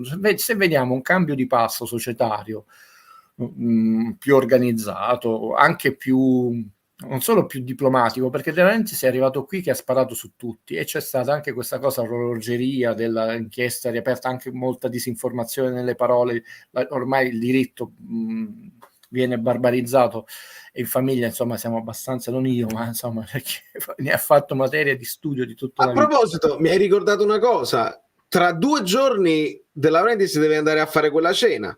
Sì. Aspettiamo il 24. Quindi, capito gli arbitri, io mi tiro fuori non per viltà, perché voglio vedere dei miglioramenti sia a livello insomma generale, no? Di trasparenza, di equità, e non parliamo più per 12 ore, e che a livello societario. Certo, perché altrimenti e non mi puoi, non è un attacco al malerio, perché è un fuoriclasse, non mi sono mai unito nei miei difetti, nelle mie cose, almeno io non ho mai inseguito nessuno, perché io non ospito una persona e gli chiedo, come il fatto di Zelinski, no, tutto a posto, tutto bene, la mettiamo a ridere come il compagno scemo che avevamo in casa, perché poi dopo mesi tu gli devi fare questa domanda, dico, ma sta cambiando qualcosa? E invece parli di Osimhen, tutto a posto, no, ma quello è un gioco, i soldi è un gioco, e dopo 2 giorni scoppia Osimhen, il caso Osimhen, che insulta il procuratore. Allora, questa stampa locale, noi ci lamentiamo dei poteri forti nel nord, lasciamoli un po' lì con i poteri, no? Che è sempre dietro, Valerio, sempre inseguire gli eventi, mai. Che è successo? No, è un'altra donazione di Sasso. Nel frattempo ti leggo, Alessandro la butta sul ridere. Scappare nella Superlega subito, almeno se ci devono rubare che ci rubino le squadre serie, tutti sull'Aventino. La partita del Real è bruttarella. Bravo, perché poi ti vai a confrontare con altre cose simili. È bruttarella perché anche lì poi vedi che scegli un'immagine piuttosto dell'altra. Sta succedendo spesso. Sì, perché il Real mi sembra, no, Real, insomma, una squadra piena di stelle, tutto quello che vuoi, eccetera, però era come la Juve che è piena di stelle, però sta faticando a tenere il passo del girone, no? Allora, se avesse fatto un pareggio qua, un pareggio là, no? Avrebbe 6-7 punti di svantaggio. Sai, poi diventa difficile anche lo sconto diretto. Se tu stai un'incollatura, attenzione, l'Inter, la Juve, mi sembra il campionato del maestro Sarri di 48 punti, con la Juve a 47 nel girone d'andata. Il Napoli ne vinse 10 di seguito in maniera autorevole, la Juve ne vinse 10 in maniera molto, diciamo, raffazzonata, permettimi questo termine italiano, addirittura poi 12, il Napoli perse con la Roma, venne scavalcato e poi non la recuperò più, chiusa questa parentesi. Perché parliamo poi della partita del futuro, Valerio. Dal punto di vista sportivo, a prescindere da questa formula assurda, semifinali e finali con chi ha perso, eccetera, se tu ci pensi, che cos'è la Supercoppa? No? È la coppa di chi ha vinto il campionato prima di questa formula assurda e chi ha vinto la Coppa Italia. Allora, ci sono due strade, secondo me. Una è logica, che insomma certifica i valori dello sport e anche i valori di sana rivalità, competizione, chi vuole essere il più forte, e l'altra un po' più di marketing, un po' più paracula. La prima, che vince il campionato, vince la Coppa Italia, e quelle due squadre che in quella stagione hanno vinto il campionato e hanno vinto la Coppa Italia si affrontano con quelle rose e quelli allenatori per dire vediamo chi di noi è più forte. Esatto. Avrebbe una sua logica nello sport. O puoi fare come quando Napoli vinse quella 5-1 con la Juve, la nuova stagione inizia proprio, diciamo, agosto. Inizia, esatto, questa è un'altra soluzione, la cominci così. Come una competizione ponte tra la stagione conclusa con chi aveva vinto la Coppa Italia e che il campionato, che adesso, anche se possono cambiare rose e allenatori, è quella, è come, sai, a biliardo, no? Confondono le persone palla 8, palla 9, ma il vero biliardo era quello che poi erroneamente in italiano si chiamava 125, quello che gioca Paul Newman nello spaccone, che in realtà è 14-1 continuous. Il più grande giocatore di biliardo di tutti i tempi, prima di un giocatore è stato Willy Mosconi, che aveva tutti i record possibili, perché praticamente lasciavi questa birra battente per continuare ripetutamente, cioè così non avevi il rischio dello spacco che non faceva andare in buco una palla. E 125 perché a volte il punteggio era chi arrivava a 125, ogni palla valeva un punto e non una palla a 14, ma ogni palla andava dichiarata, quindi non potevi avere elementi a fortuna. Il mazzo. E quindi, scusate il parallelismo, potrebbe avere un senso che tu dici l'elemento di continuità della Lega Calcio è questa Supercoppa che chiude una stagione e ne apre un'altra, oppure apre, ma non a metà. Perché adesso l'Inter, che ha dominato tutto il campionato, è sempre stato in testa e seconda in classifica e giocherà, dice vabbè, ma quello poi li recupera. Intanto tu come il Napoli devi fare quei 3 punti, e ricordiamoci quando poi l'Inter perse col Bologna con la papera del portiere. D'altra parte, senza parlare nemmeno di noi, adesso loro hanno perso Barella e Cialanoglu per la prossima partita per squalifica. Metti che pareggiano, hanno perso il primo anno. Sulla partita, che dire, il Napoli mi ha fatto molta pena, Valerio, ma non, attenzione, la pena, se no poi prendono questa frase, umilia il Napoli, nel senso quello più nobile, poetico e romantico del termine, che posso darti, luce della città, capolavoro di Chaplin, no? Chaplin che rimane sedotto da questa ragazza non vedente, eccetera, no? Che si innamora di questo uomo premuroso non sapendo che è uno straccione. Ok? Ecco, quella pena nel senso di chi si deve prendere gli schiaffi a destra e a sinistra, non ha armi per potersi difendere fino diciamo, alla resa finale. In questo senso pena, cioè era l'agnello sacrificale sull'altare non della pace purtroppo, ma della Supercoppa, e sono molto preoccupato. Quindi la partita è stata una partita di valori modestissimi sia nel primo che nel secondo tempo, dove l'Inter schiacciatissima, io ve l'avevo detto, però ho detto guarda, è molto facile analizzare queste partite, sarei più curioso di vedere Maestro Sarri, che pure comunque con Napoli si abbassa, però proprio era un 5-3-2 dell'Inter chiusissimo, proprio si vedeva proprio benissimo. Però erano molto velenosi. Ormai questo blocco compatto di squadra, quando ripartivano in 2-3 azioni, in 2-3 passaggi, la porta la vedono, e poi hanno la Tauro che una palla, un gol, uno il primo tempo è stato annullato per un evidente fuorigioco di partenza di Thuram, era molto più di una figura, erano 2 figure di fuorigioco. E poi ovviamente in 10 il Napoli si è abbassato talmente tanto che difendeva sulla linea di porta piccola, no? E lì il gol te lo sei chiamato. Scelte sciagurate di Mazzarri, perché non è una squadra che ha già poca qualità, senza nessuna qualità, cioè hai rinunciato a tutti, rinunciato a Zelischi, praticamente aveva solo difensori, e Gaetano è un ragazzo coracerba, vedi in queste competizioni con la fisicità, l'esperienza. Cioè, sì, puoi avere il rammarico che hai perso 1-0 ai minuti finali, però te lo stavi chiamando troppo bassi, addirittura dentro la linea piccola di porta, e poi non difendevamo un pallone. Cioè, veramente Napoli non ha più fatto un passaggio, era un agnello. A me ha fatto molta pena alla Chaplin, nel senso più poetico, nobile, romantico e artistico di questo mondo. Quindi però Valerio, questa è una sconfitta che può, e chiudo, scusa la lungaggine, secondo me, che sono sempre molti 6-7, io qua sono 2 anni avanti agli altri.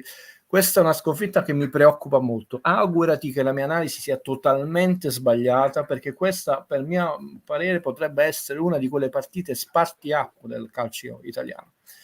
Ed era fondamentale vincerla anche con un colpo di nuca alla Fantozzi, in secondo tragico Fantozzi, perché il calcio non sta cambiando, è cambiato in una direzione, ovviamente, che può piacere o non piacere, il mio parere non vale nulla, però è cambiato. Sta andando in una direzione che non è più manco quella industriale o quella finanziaria, ma è quella neanche delle lobby, di un solo grande potere, un uomo al comando, con questa grande morte nera, no? Il mondo arabo, che sta come la morte nera di Guerra Stellare, che attrae un falco.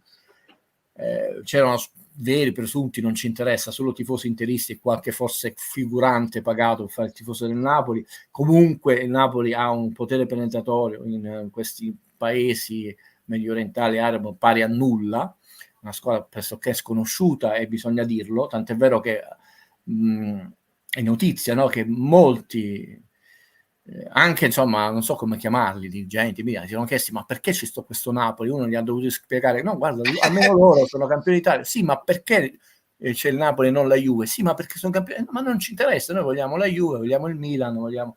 Quindi vincere è importante, non perché in un anno puoi cambiare le cose, perché comunque ne rompi l'ingranaggio, c'è bisogno di vincere tanto. Questo mi sembra l'8ª Supercoppa dell'Inter. Il Napoli ne ha vinte 2 su 5 finali e la terza finale persa. L'Inter mi sembra ne ha vinte 8 su 12, quindi ha una buona percentuale. La seconda che Napoli perde da campione d'Italia, aveva vinto quella 1-1 come campione d'Italia. La seconda che perde Mazzarri su 2. La terza consecutiva che vince Filippo Inzaghi, la quinta della sua, 2 con la Lazio e 5. Questo è il 36esimo trofeo dell'Inter. Il Napoli si ferma a 11, 14 trofei, parlo solo di trofei italiani, non di quelli stranieri. La Roma 14 trofei, la Lazio 10, ma nella notte dei tempi trofei il Genova, e 12 il Torino. Per diventare una società vincente devi vincere, era importante andare a 12 trofei, sei sempre 2 trofei indietro alla Roma e alla Lazio, l'anno prossimo non aumenteremo di trofei purtroppo, però a prescindere di questa cosa sterile del conteggio, no? Dei 14, 12, questo è il primo anno di quanti 3-4 che abbiamo, diciamo, l'accordo su questi paesi che porteranno ai mondiali, che porteranno l'anno prossimo al super campionato del mondo di club, e noi siamo fuori da tutto. E per l'unico modo per far parlare all'estero del Napoli è vincere, l'unico modo per far parlare a Napoli in Italia è perdere, e il Napoli sta facendo parlare tanto. L'anno scorso mi ricordo un Ajax Napoli 1-6, che praticamente quei servizi dove avevano detto delle squadre che erano andate benino in Europa, li avevano nominate tutte, tranne il Napoli, che era andato a vincere 1-6 con l'Ajax, che per molte domeniche, mercoledì, giovedì, martedì, noi siamo stati ignorati dalle TV nazionali e internazionali, quindi lo sappiamo, e l'unico modo è vincere. Mentre quest'anno abbiamo avuto tanti titolori per i tonfi che abbiamo avuto. All'estero l'anno scorso siamo stati addirittura scritti, raccontati dal New York Times, dal Guardian. Il Times ha anche nominato Napoli una delle 20 città più belle da vivere e visitare l'anno scorso. È venuto De Niro, 15 giorni, Spielberg, eccetera. Il calcio sta cambiando e noi siamo fuori da questa torta. come partita singola abbiamo perso solo questa partita, nella finale, apro e chiudo parentesi, De Laurentiis ha detto che non contava nulla, lo sappiamo, se no ha detto proprio così, ha detto che è una finale che non conta nulla, lo sappiamo che a lui nulla conta, però in realtà conta tantissimo perché il potere politico te lo danno i trofei. Quindi quando fanno la domanda quanto è importante, veramente dovrebbe rispondere non è importante. È una cosa incredibile. Guido, ti leggo questa cosa. Non era meglio perdere 3-0 mandando a prendere i giocatori avversari fino negli spogliatoi come abbiamo fatto nei primi 15 minuti? Fino a giugno siamo noi campioni in carica. No, non siamo noi fino a giugno, fino a quando l'Inter o la Juve diventano campioni in carica. Poi ovviamente la premiazione con la matematica, ma noi la consacrazione formale della Lega, dove Gravina lo aspettiamo, sono sicuro che darà a lui brevi mano la coppa nelle mani di Marotta, Inzaghi o Giuntoli o chi sarà. Sono pienamente d'accordo, cioè no, io invece dicevo meglio vincere 3-0 andava a prendere, però ho detto no, molto arrendevoli. Vi faccio notare una cosa, perché poi io non strappo tesserini manco dell'Ipercop, della Sidis, eccetera, figuriamoci se degli allenatori, non mi permetterei mai. Ma Mazzarri, che doveva risolvere i nostri problemi, l'ultima volta che nella stagione ha superato il 50% di vittorie, sapete quando è?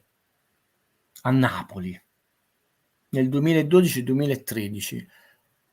Cioè, voi pensate che un allenatore dice, l'Inter è in difficoltà, ma tu hai allenato l'Inter e ha chiuso una stagione col 41,46% di vittorie e l'altra stagione col 47%. Cioè, Mazzarri, poi ha allenato il Wolf, il Torino, eccetera, che è più difficile superare il 50% con certe squadre, ma manco con l'Inter detto è riuscito non a raggiungere, ma manco a sfiorarlo il 50%. Considera che questa è la 7ª sconfitta stagionale di Mazzarri, che con l'Inter ha perso 0-3 in casa, con la Juve ha perso 1-0 fuori casa. Io te lo scrissi in privato, mi preoccupai molto per quella partita perché ho visto un'involuzione unico anche qua in Italia. No, sta migliorando. Con la Roma ha perso 2-0 in casa, con la Roma piena di problemi che sono esonerato Mourinho, e con l'Inter ha perso 1-0 e sì, è stato espulso Simeone. Questa è una squadra che non segna con queste squadre, Valerio. Se tu pensi di andarti a prendere il 4º posto con questa squadra, con questo allenatore, con questa impostazione campo a cavallo, questa è una squadra che sta prendendo un'espulsione a partita. No, ma infatti io spero che la non vittoria possa solo portare al non insistere con questo modulo e con questo essere così rinunciatari. Ringrazio Marco Foglia che dice: quest'anno non abbiamo avuto un episodio fortunato a nostro favore, spero solo che questa sconfitta non ci atterri ancora di più, sono preoccupato. E quindi quello che dicevi tu, Guido, io lo prendo, lo sposo in pieno, cioè voglio sperare, perché ci sarebbe stato il pericolo di vincerla svangandola ai rigori con questa difesa all'oltranza e di continuare così, dice oramai questa è la... E invece secondo me non ci può essere almeno la reazione a dire ok, anche con la difesa all'oltranza non si vince, perché esistono gli episodi. Io vi ho detto, poi puoi sbagliare, io sbaglierò una volta ogni 100 valutazioni, che al 99%, e sai benissimo che non posso dirti il 100% perché il mio amico ha lavorato in fisica, si arrabbierebbe. E perché poi solo i SIT e i politici ragionano per assoluti. A questo punto devo dire solo SIT, i politici e i commentatori di calcio ragionano per assoluti. Uno dei miei grandi maestri è stato Luciano De Crescenzo, ha scritto un libro sul dubbio, ha detto Guido bisogna diffidare, me lo disse, poi lo scrisse sulle persone che hanno solo certezze, no? Quindi il 99%, poi veramente puoi avere l'episodio favorevole. Il problema è che tu venivi da un lungo periodo dove hai tanti problemi. Io ti ho scritto in privato, Valerio, una partita puoi vincerla a culo. Lo so. 2, se mi fai al finale, no. Scusate il termine, ma lì proprio non è che dice puoi vincerla un po' immeritatamente. Il problema è che ci sono tanti problemi, scusate, sembra un cortocircuito. Veramente voi pensavate, che è successo? No, è l'amore della community.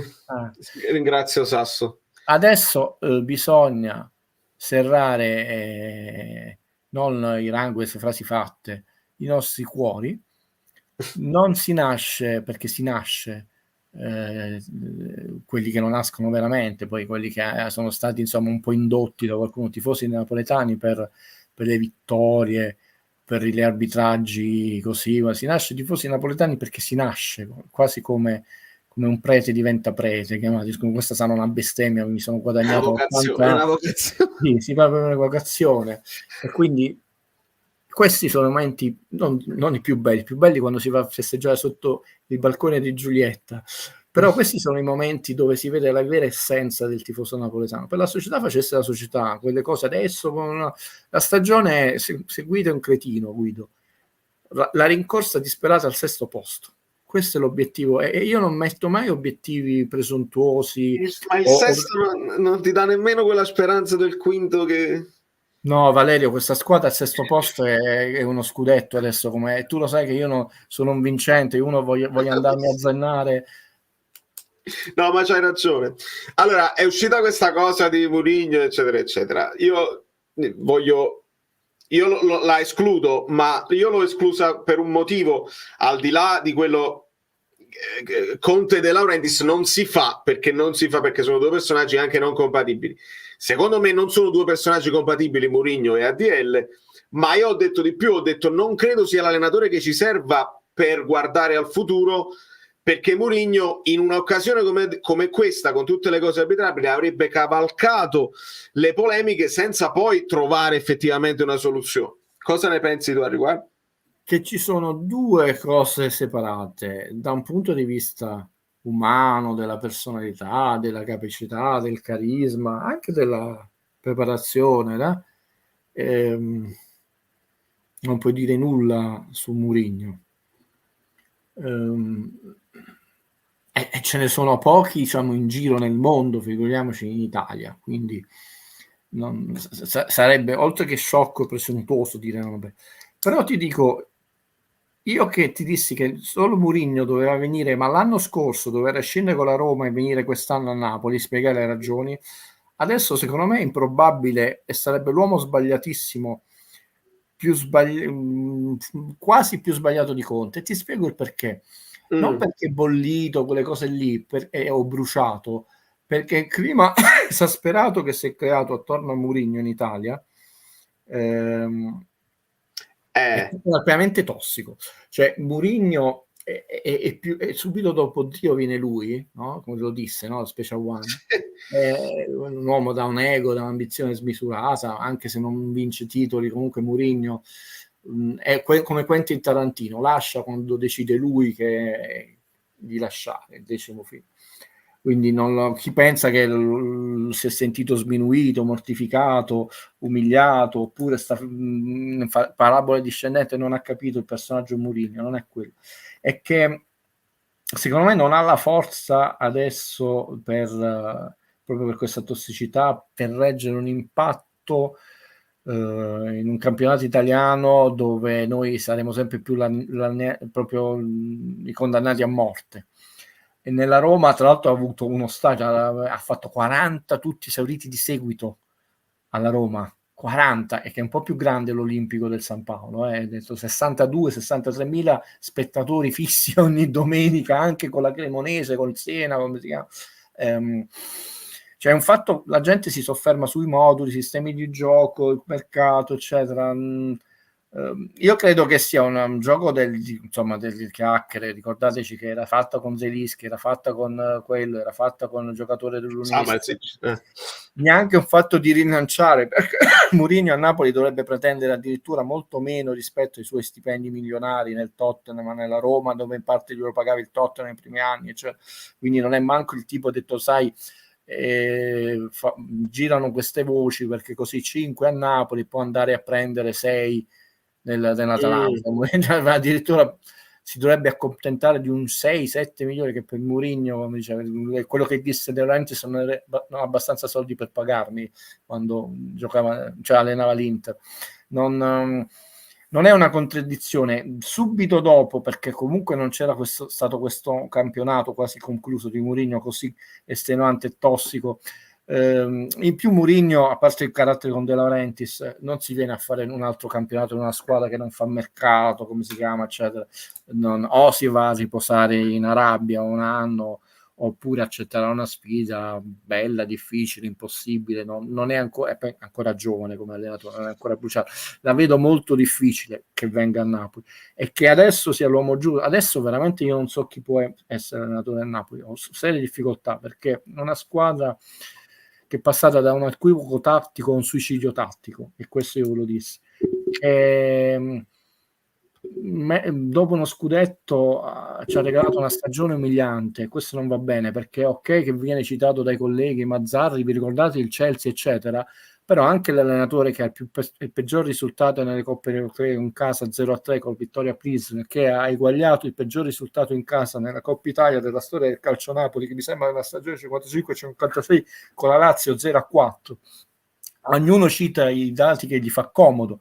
Avrà fatto bene, avrà fatto benissimo, però non puoi citare solo le vittorie. Tra l'altro vittorie di Pirlo, perché poi perdesti 4-1 col Chelsea, passò il Chelsea che vinse il trofeo. Conte, l'allenatore del Nizza, l'allenatore come si chiama? Siete sicuri che questa gente non è voluto venire a nessuno a Napoli, con Napoli campione d'Italia, che ha vinto per distacco? Secondo me c'è tutta questa fila. Veramente si deve prendere un allenatore giovane, ambizioso, forte, coraggioso, che sarà ancora più solo, come è stato ancora più solo quest'anno Garzia. Cioè poi verrà Conte, verrà Ancelotti che rescinde con Real Madrid, verrà Klopp, tutti e due messi insieme, fanno allenatore prima. Io non capisco nulla di calcio. Sono molto preoccupato, ma non per la partita, perché ve l'ho detto, questo è l'anno di svolta, è l'anno della nuova Champions League, del campionato del mondo per club, del primo anno della Supercoppa in Arabia. È brutto, i diritti cittadini, tutte cose, i diritti no, non c'è niente, è una nuova vetrina e noi siamo fuori da queste cose. Guido, mentre molti avevano chiesto su Mourinho, ti ringrazio per la risposta, molti stanno dicendo, come Luigi, sto ancora pensando a Cannavaro in tribuna, ma allora, avrebbe senso sostituire Mazzarri. So che di sicuro, tra l'altro credo che l'abbia detto anche ultimamente pubblicamente Cannavaro, quindi ha detto sarebbe ora Cannavaro. Quindi so di sicuro che lui andrebbe a allenare il Napoli quest'anno, e sono un uomo che quest'anno, non fa cioè chiamato anche in corsa, anche per una fonte molto vicina. Io non faccio mercato, non mi ha mai raccontato, non ne ho sbagliata una. Vero, Simeone è rimasto, ma voleva andare via e non è detto che non venga venduto. Quello sì, ma non ho nessun problema. Abbiamo 8 giorni. Il padre voleva, vabbè, lasciamo da questa te la sai solo tu in privato. Ragazzo meraviglioso, uomo di grande spessore, è stato un campione del mondo, ha comprato il 100 Paradiso, quindi non è vero che non si poteva fare, non possiamo dire nulla. Un allenatore che deve fare la sua esperienza, non è un personaggio sclerotico. Cannavaro è un uomo che sorride, e anche quando è serio non è... A me non piacciono le persone sclerotiche, cioè, c'è una cosa che mi riconoscono le persone dal vivo, poi sul web forse pure io do un'immagine proprio brutta di me e mi scuso con le persone. Addirittura ve lo dissi, c'è un amico psichiatra che ogni tanto chiede il mio intervento, non come perché vuole chiacchierare con me, perché dice io ho bisogno di rilassarmi. Quindi per carattere io non amo le persone, capisco, insomma, nevrotiche, capisco che durante una partita ci possa essere, anche per chi allena, tensione, però c'è tensione, c'è gente sclerotica, e Cannavaro, vediamo nella sua carriera, è stato, secondo Lippi, basta. Il problema è che non è il suo amore, il suo coraggio, le idee chiare, cioè, non è il problema che lui chiaramente è un allenatore che si deve ancora fare tante ossa, è che lo sappiamo il rapporto tra De Laurentiis e la famiglia Cannavaro, quindi che vi devo dire, e più tempo passa e più, nel caso dovesse prendere il Napoli in corsa, più problemi dovrebbe risolvere, ma non penso per la stagione. Lo doveva fare come primo traghettatore, lì ci poteva stare, ha detto io prendo Cannavaro, un uomo di Napoli, un figlio di Napoli, campione del mondo, un po' come ha fatto la Roma con De Rossi, insomma. Esattamente, e che faceva un allenatore che sicuramente, ma anche in maniera legittima, permetti, aveva un patto di stabilità, permettimi un termine economico, con la piazza, perché nessuno di noi può dire nulla. Se Cannavaro fosse stato scelto al posto di Mazzarri, nessuno di noi poteva dire ancora Acerbo, eccetera, ma non poteva dire viene lì per soldi, per cosa, si deve rilanciare, viene per amore, darà veramente il massimo impegno, la massima concentrazione e porterà serenità e sorriso, forse anche quel pizzico di sana fiducia, perché Cannavaro è un uomo positivamente fiducioso per chi lo conosce nella vita, cioè non è un pesantone, cioè un uomo che vede il bene e la vittoria prima degli altri, quindi avrebbe potuto trasmettere non la fame di vittoria, la cazzima, queste cose orrende, no? Queste cose qui. E ovviamente anche se ci fosse stato un risultato negativo, avrebbe avuto, diciamo, la protezione di tutta la città, no? E questo avrebbe contribuito a creare un clima di serenità nei confronti della squadra, perché tu non hai un allenatore che è attaccato, è bollito, si sta rilanciando, è finito, sono 10 anni che non via. Però adesso secondo me è tardi. Adesso devi o continuare con Mazzarri a accettare che fai sesto, settimo, ottavo, nono, o Mazzarri si dimette. Io non ho stracciato nulla, non straccio manco la carta perché non la uso più per non riciclarla, sono proprio altro che ambientalista. Quindi figurati se straccio il tesserino del signor Mazzarri, non mi permetterei mai. Sono decisioni sue. Visto che siamo in vena di cose di confessioni, diciamo, alla community, io vi dico che finché Mazzarri avrà l'appoggio dei tifosi in generale, non parlo dei social, ma dei tifosi, quelli che vanno allo stadio, Mazzarri resta. Se sente invece che non c'è l'appoggio dei tifosi, Mazzarri molla anche lui, perché non ha niente non ha voglia poi di essere anche lui capro espiatorio di questa situazione. Finché avrà il supporto dei tifosi, quelli almeno dello stadio, Mazzarri resta. Ma con Traoré, Ngonge, Mazzocchi ci dobbiamo salvare. Meluso ha trovato il database di Giuntoli, ma di 5 anni fa. No, sono pienamente d'accordo con la signora Anna, ma se due persone che sono anche per moralità abbastanza distinte come Luciano Moggi e Mimmo Garatelli, entrambi hanno detto insomma che servono.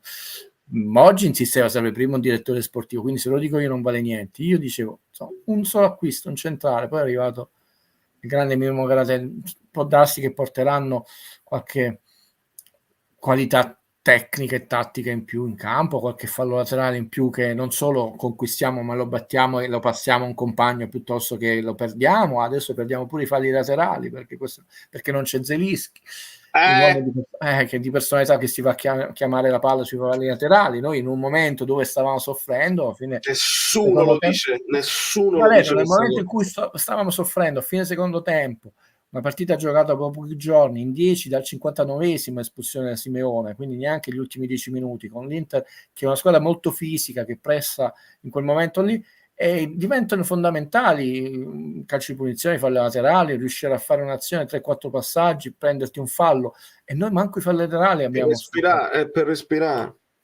Ma per chi è quel giocatore? Mi ricordo Maradona che con i giocatori sopra a casa, non addosso, sopra a casa, aveva i giocatori in casa. Dice, ma voi perché state qua? Diceva la moglie. Ha detto no, perché dobbiamo marcare Maradona. Si andava a prendere i falli laterali, la palla sì, che anzi anche sui falli laterali, perché le partite vanno viste bene, quindi speriamo che questi giocatori portino almeno un po' di qualità, però non pensate che faranno fare il cambio di passo. Io non mi piace venirvi a dire bugie. Qualcuno mi aveva chiesto Guido, ho detto non giocheranno. Hanno giocato nella finale? No, perché conosco il calcio, conosco un po' Mazzarri e io posso dirvi tutte le cose. Noi vinceremo il campionato, non ci accide nessuno, è quello là, è la congiura, gli arbitri. Che pagliaccio, però ho detto, faccio ridere le persone, ma per le battute, non perché divento ridicolo, sono due cose un po' diverse. Si sta avverando, come ci ricorda Giacomo, Anghissà potrebbe uscire stanotte dalla Coppa d'Africa. Se veramente si avvera che l'acquisto di gennaio diventa il ritorno di Anghissà, cioè a centrocampo, che torna prima lui e poi arriva l'acquisto. Speriamo molto incacchiato, motivato e di nuovo fisico, perché ci serve il migliore Anghissà, cioè che noi lo adoriamo, Valerio e io, però quando è svogliato non sia Valerio. No, a quel punto mi tengo mi tengo Caius che ci prova. Il problema è la qualità. Il migliore Anghissà in Italia ce ne sono pochi come lui. Chiaro, però lo deve fare sempre. Nando dice: il paragone con De Rossi Cannavaro non esiste proprio, però spero che Nando che tu abbia capito bene cosa intendevo, cioè come figli di un ambiente che vengono accettati. Togliere Mourinho ai tifosi della Roma era difficile. Ma il De Rossi viene accettato. Speravo di essere stato chiaro, non lo sono stato e lo specifico. Anche no, per l'ho fatto io il paragone. Anche per percorso di ma io mi prendo assolutamente, voglio condividere con te questo errore, permetti di condividere non posso sbagliare, anche per percorso di vita che non ha, lasciamoli da parte. Io ho detto è che chiaramente uno era Capitan Futuro, però diciamo la carriera anche all'interno dello spogliatoio di De Rossi poi è particolare, diciamo così. Cannavaro ha giocato molto poco nel Napoli, per ovvie ragioni, perché fu costretto ad andare via perché alla società servivano soldi ed era uno che insomma si vendeva facilmente. Il significato nel calcio moderno contano tantissime cose. È chiaro che contano i muscoli, tutte quelle cose che sappiamo, la tattica, eccetera, eccetera. Ma prima io ho detto è diventato un esercizio del potere ed è economico, finanziario, eccetera. Adesso un allenatore, se no Mourinho non sarebbe stato quel Mourinho come altri, non può essere solo Maestro Sarri, che infatti non è un allenatore, è un grande conoscitore di calcio, uno studioso di calcio, un insegnante di calcio, un preparatore di calcio, eccetera, ma gli manca anche quella imprevedibilità del tutto, come diciamo, sbagliato e fuori luogo in una partita, eccetera, perché mi è venuta cosa. L'aspetto umano e psicologico prima, durante la partita e dopo è pesantissimo, e prima non era così. È una delle cose che ci differenzia tra il calcio di oggi e il calcio del passato. Poteva esserci pressione mediatica, ci fu, perché noi avevamo la pressione mediatica peggiore al mondo avendo Maradona a Napoli, ma oggi per l'avvento dei social, per la tempestività di qualunque cosa, che sia notizia vera, falsa, insulto, schermaglia, eccetera, è cambiato tutto. E quindi devi avere delle persone che nel bene e nel male o sono capaci di canalizzare queste cose o sono capaci di allontanare questi flussi.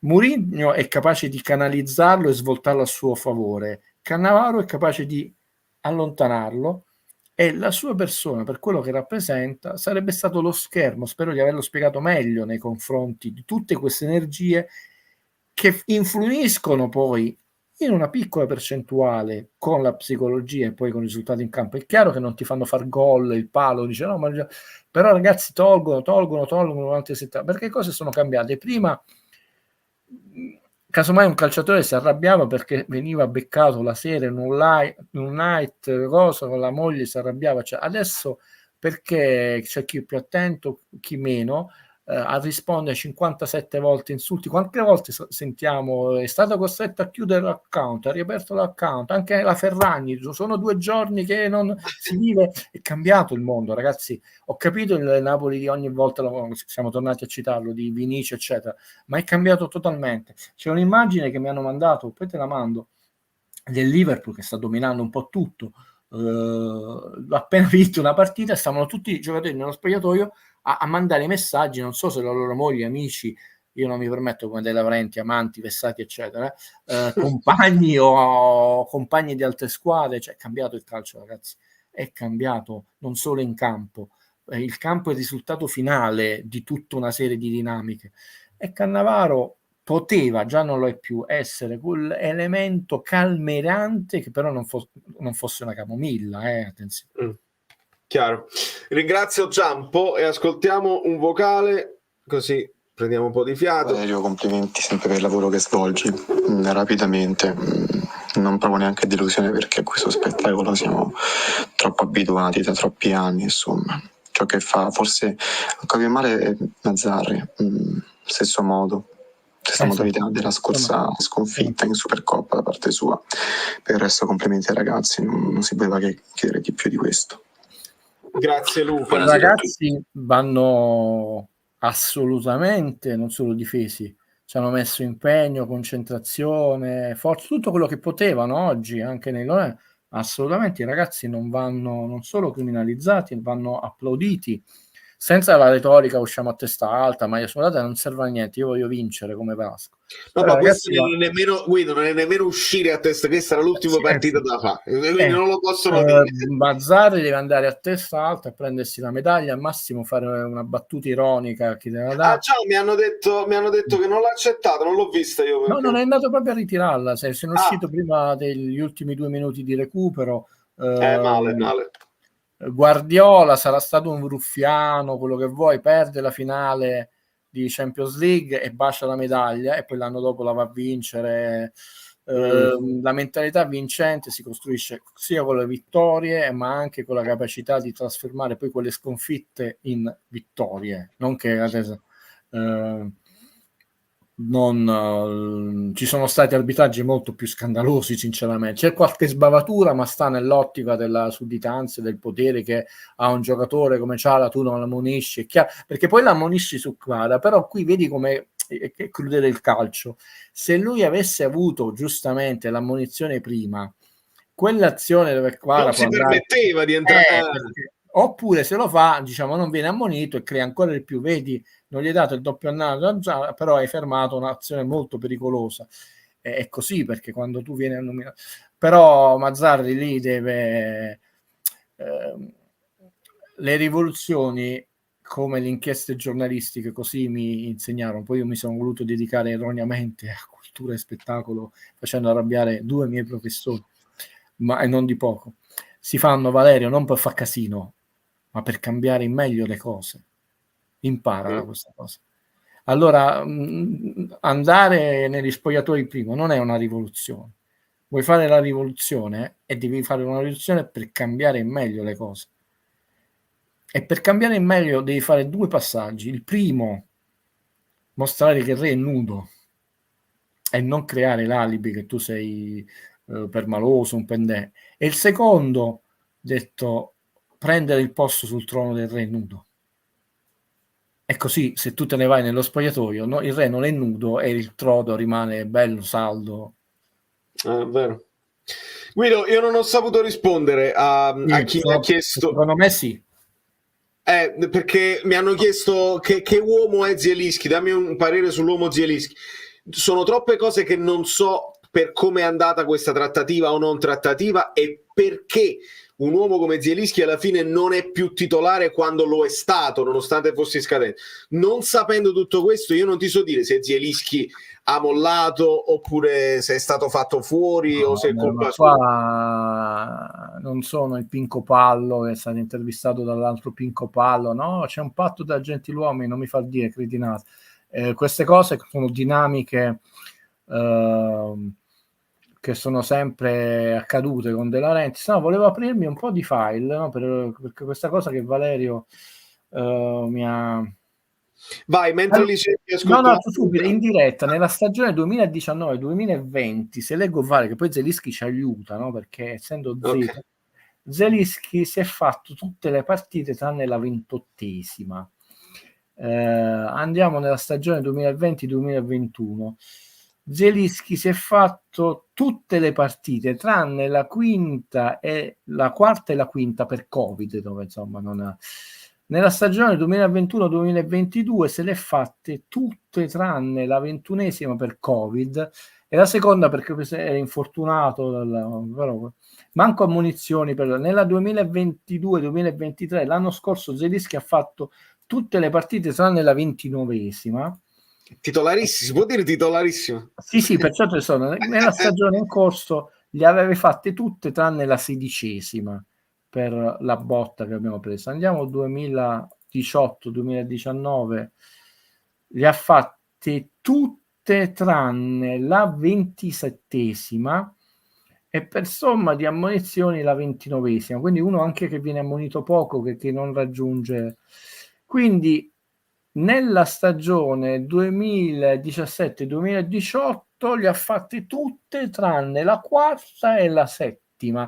Quindi Zielinski in tutta la sua carriera non ha saltato mai più di 1/2 partite su 38.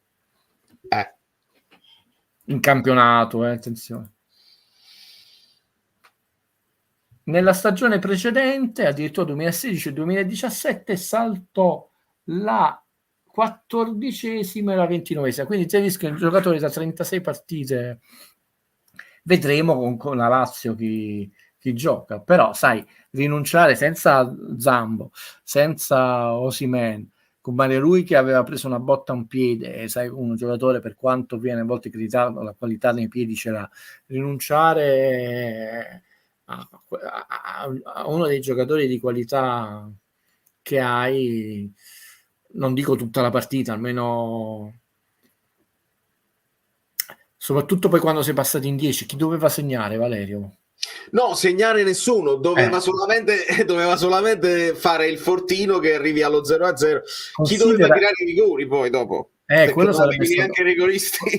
O scoprivamo che tutti i difensori erano alla Domizzi.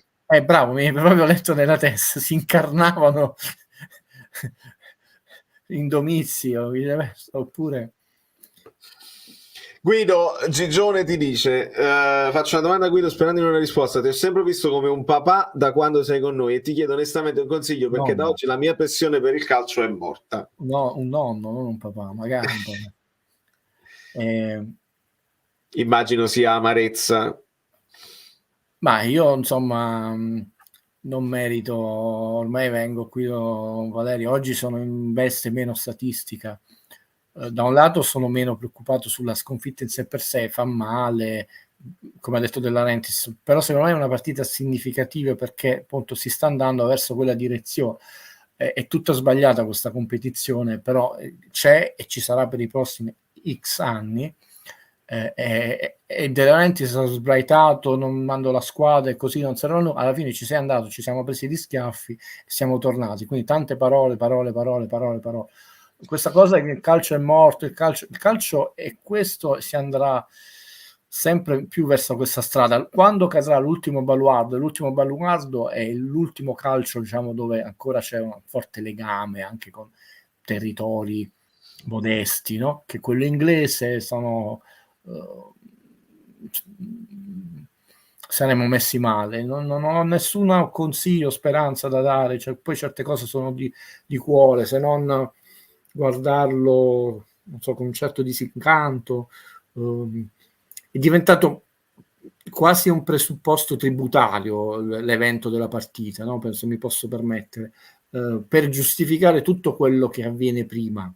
D'altronde, no, l'assegnazione dei mondiali è stata abbastanza ridicola, si sapeva il segreto di Pulcinella, no? Poi in questi mondiali dati a tutti perché poi doveva esserci un'unica assegnazione. Dopo che abbiamo scoperto anni passati assegnazioni con, insomma, regalie varie, chiamiamole così, perché cause, gente andata in calcio, diciamo, è cambiato. Oggi, tra l'altro, non lo abbiamo voluto ricordare perché è veramente particolarmente significativo. Poi potete credere o meno in Dio, in Buddha, Allah, quello che avevo nei Simpson, eccetera. Cioè, muore Gigi Riva con questo tipo di finale giocata lì.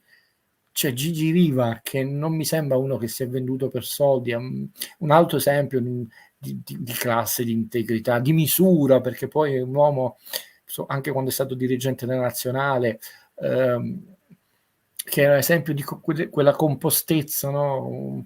Noi abbiamo vissuto delle cocenti discussioni anche con Gigi Riva, insomma, come la vittoria ai mondiali. Ricordate Riva come Nedved che sbraita, no, nei vari tribuni? No. Nedved è stato pallone d'oro, no? E pensate quanto è crudele il dio del calcio che fa morire Gigi Riva il giorno di questa finale, una finale brutta, per niente spettacolare, con delle, insomma, ombre, diciamo, non ombre, diciamo, delle di scorie, manco arbitrali, con Mazzarri, tutto molto brutto. Ma io che posso insegnare a questa persona? Cioè, non posso insegnarvi nulla, cioè mi gratificate di qualità forse che non credo di avere.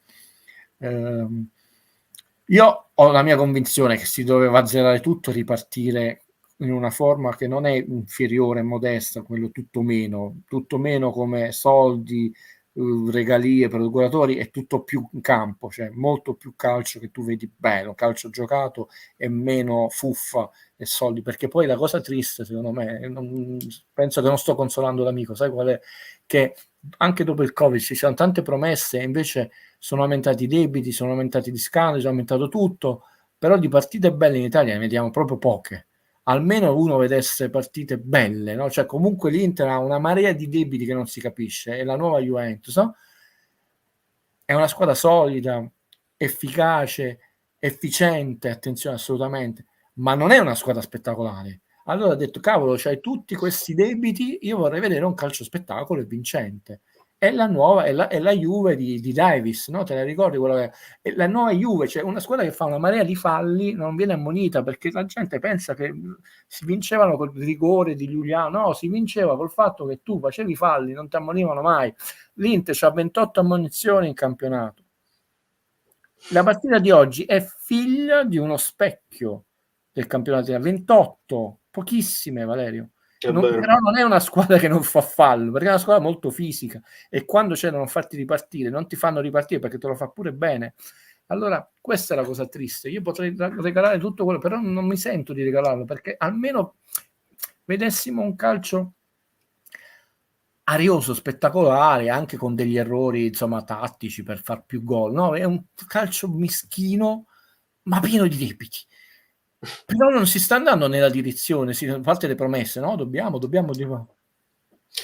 Allora, un recap di quanti giocatori mancheranno contro la Lazio, anche grazie all'arbitraggio di stasera. Allora, sappiamo che non abbiamo Simeone, sappiamo che non abbiamo Kvara. Facciamo un recap dei Cajuste. Credo, ma a meno che non fanno un miscuglio, qua io mi informerò perché è tutto nuovo anche per me. Rachmani era 3 ammonizioni. È andato in diffida oggi, penso. Ma questa, mo dobbiamo capire, viene sommata. Ah già, perché non l'hai presi, non è allora, se eri in diffida e veniva ammonito oggi, sicuro non giocava con la Lazio. Ce lo dovranno spiegare, perché anche loro hanno cambiato, dicono, poi io non mi fido dei trasmissioni che dicono una cosa. Quello che quindi si sommarla o meno al numero dei cartellini che hai preso in campionato. Io vi dico che ne aveva 3 perché l'ha presa l'ultima giornata. Con questa è 3 e basta, e quella della Supercoppa muore lì, o 3 più 1? Ma per logica, che non ha una logica, dovrebbe essere 3 più 1, perché se Simeone si porta la squalifica... ma sarebbe, Valerio, una... Aspetta, devi leggere questa cosa qui. Sì. Giampo, del discorso del presidente, sì. Cosa avete inteso? Che ha preso il microfono. Basta, come sono sempre fumo. Perché la cosa è grave quella che, Valerio, perché se fosse così noi avremmo tutta la difesa diffidata di Lorenzo 4, Juan Jesus 4, Rachmani 4, Mario 4. Non penso che tutti e 4 muniti, però anche che venissero Mazzocchi 4. Quindi anche Mazzocchi. Perché Mazzocchi ha pagato la doppia escursione, quello là, ma ha 4, quindi anche lui è diffidato, mamma mia. E Zerbin viene dato al Monza nell'affare Popovic, quindi neanche lì, no ragazzi, ma bisogna fare il mercato, perché Giampo, io lo sapete, sono molto attento quando parla De Laurentiis, lo devo riascoltare per darvi un giudizio definitivo su quello che ha detto. Penso che abbia fatto insomma un po' il solito miscuglio, cioè gli arbitri sono scarsi, poi fatto i complimenti alla molto peggio, poi te lo faccio ascoltare, perché secondo lui è preoccupato, Rocchi eccetera, quello se la sta ridendo, e poi ha fatto molti complimenti per quello che, meno male che lui è vicino, per l'accoglienza araba, no, non solo per gli investimenti, ma io anni fa lo scrissi, un pezzo che questi stavano investendo nel turismo e nello spettacolo. Esatto, Cyrock, proprio perché era rosso diretto, restano le 4 ammonizioni e quindi resta diffidato. Esatto, resta diffidato. E vedi delle foto prima e dopo, cioè noi non riusciamo a restaurare una facciata di un palazzo, per dire, in Italia quelli in 10 anni, cioè, tu vedi dal deserto c'è una città, per dire. Stanno andando già, c'erano petrolio, sport, prima la Formula 1 per dire, perché il circus, no? Alberghi di lusso, adesso il calcio, e più producono soldi e più investono soldi e più producono soldi, cioè è tutto insomma alla fine avranno talmente tanti soldi che non sapranno nemmeno come spenderli, come se d'altronde vedi, no, gli stipendi che si sono permessi di dare a certi giocatori, no? Sono non solo fuori mercato, ma sono anche fuori etica. Non puoi dare 350 milioni, non so quanto a Ronaldo. Non è questione di fare i comunisti o moralisti, cioè ci vuole anche l'NBA, che è uno sport decisamente ricco, però c'è un tetto. Non puoi dare a LeBron James 450 milioni, no, ma non solo per l'interno del salary cap dei Lakers, ma proprio nel mondo e non parliamo di un campionato e di una lega pezzente, ma insomma è la punta di diamante del basket mondiale. Quindi, però parole, nessuno fa nulla. Come Osimhen che torna in diffida perché il rosso a Roma è arrivata per doppia ammonizione. Controllate che forse siete diffidati pure tu e Guido. No, sì, però ancora non l'ho citato. Cioè il mio perché non torna subito, è chiaro, perché parlavamo della Lazio. Guido, ascoltiamo un altro vocale. Io sicuramente sono diffidato. Questa persona Valentina è un mito, cioè sono d'accordo, diffidato a vita.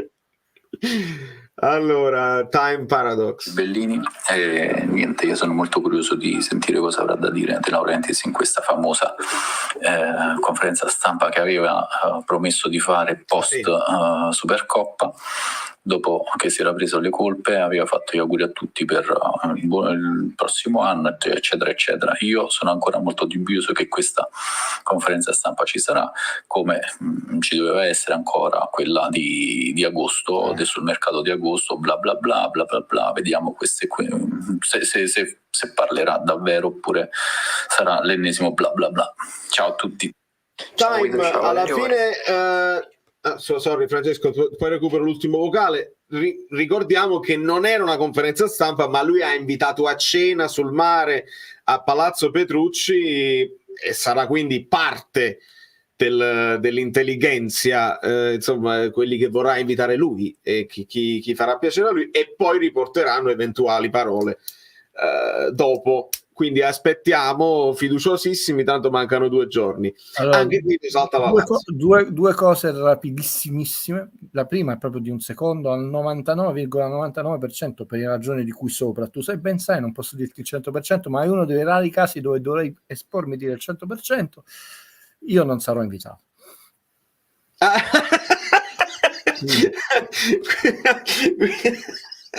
Non sarà invitato, quindi non possiamo avere la fonte diretta, dobbiamo fidarci. Io avevo il mio Brioni già preparato, ho il mio Cerruti già preparato.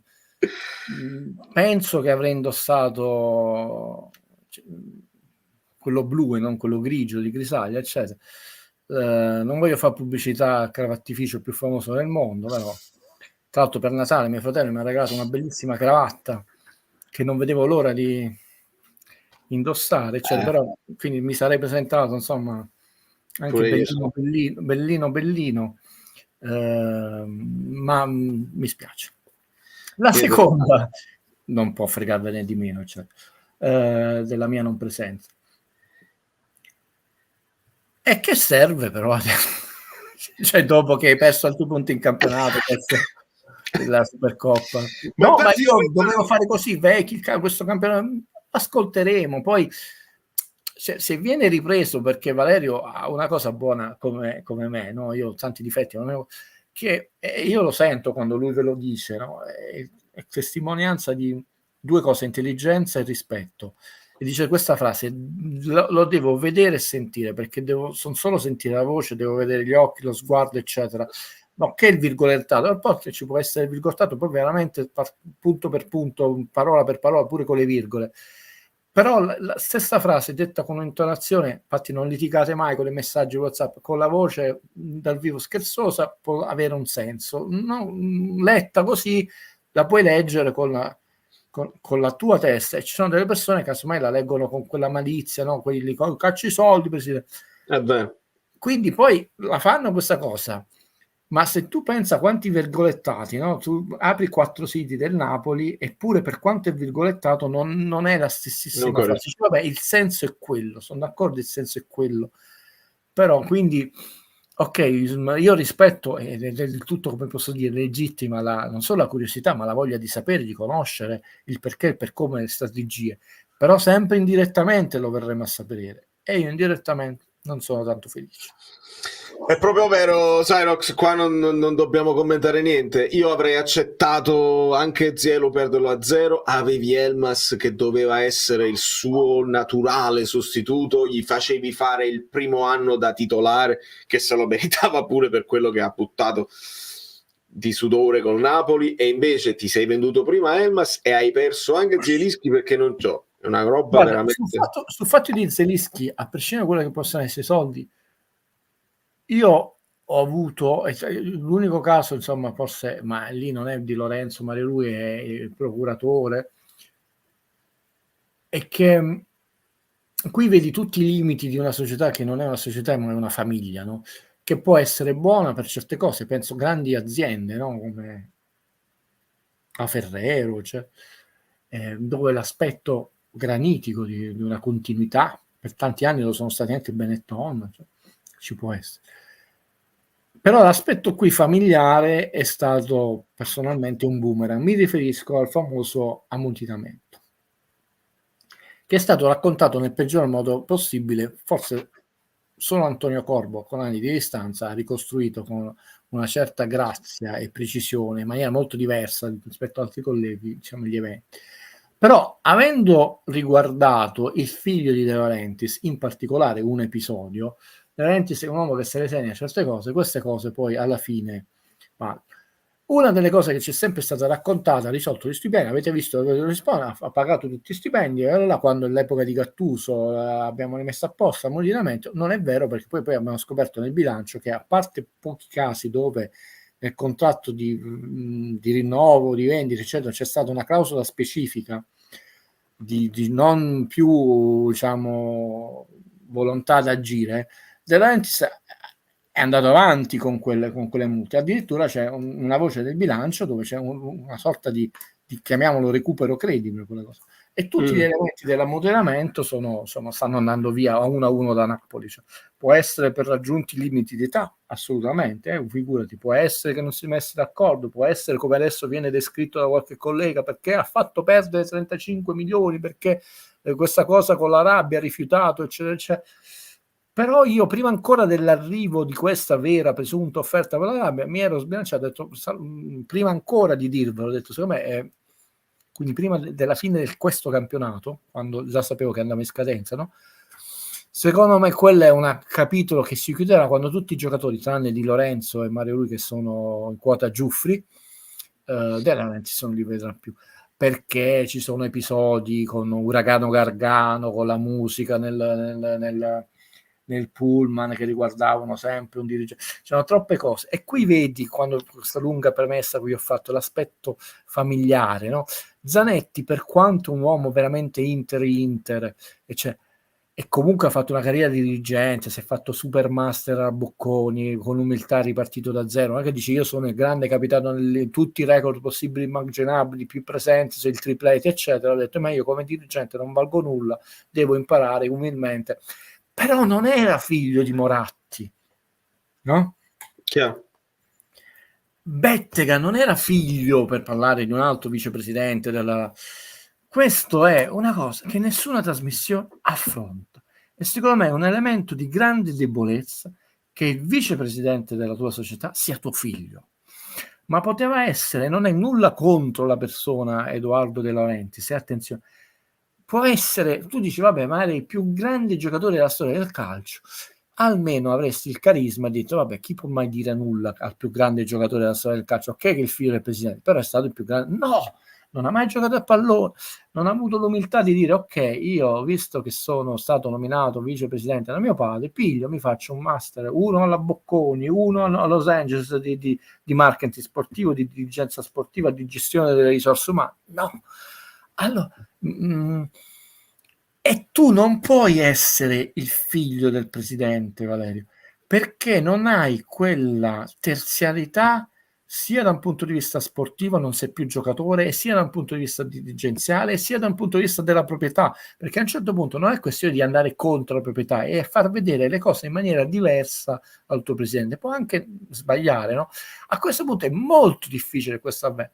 Poi se qualcosa come un atto di maleducazione assolutamente ingiustificato e condannabile riguarda, è avvenuto ai danni di tuo figlio, è difficile che io padre non mi girano le scatole se tu hai insultato, messo le mani addosso a mio figlio, ma questa cosa non deve capitare sicuramente, no? Perché uno dovrebbe comunque mantenere un profilo da professionista nel mondo del calcio.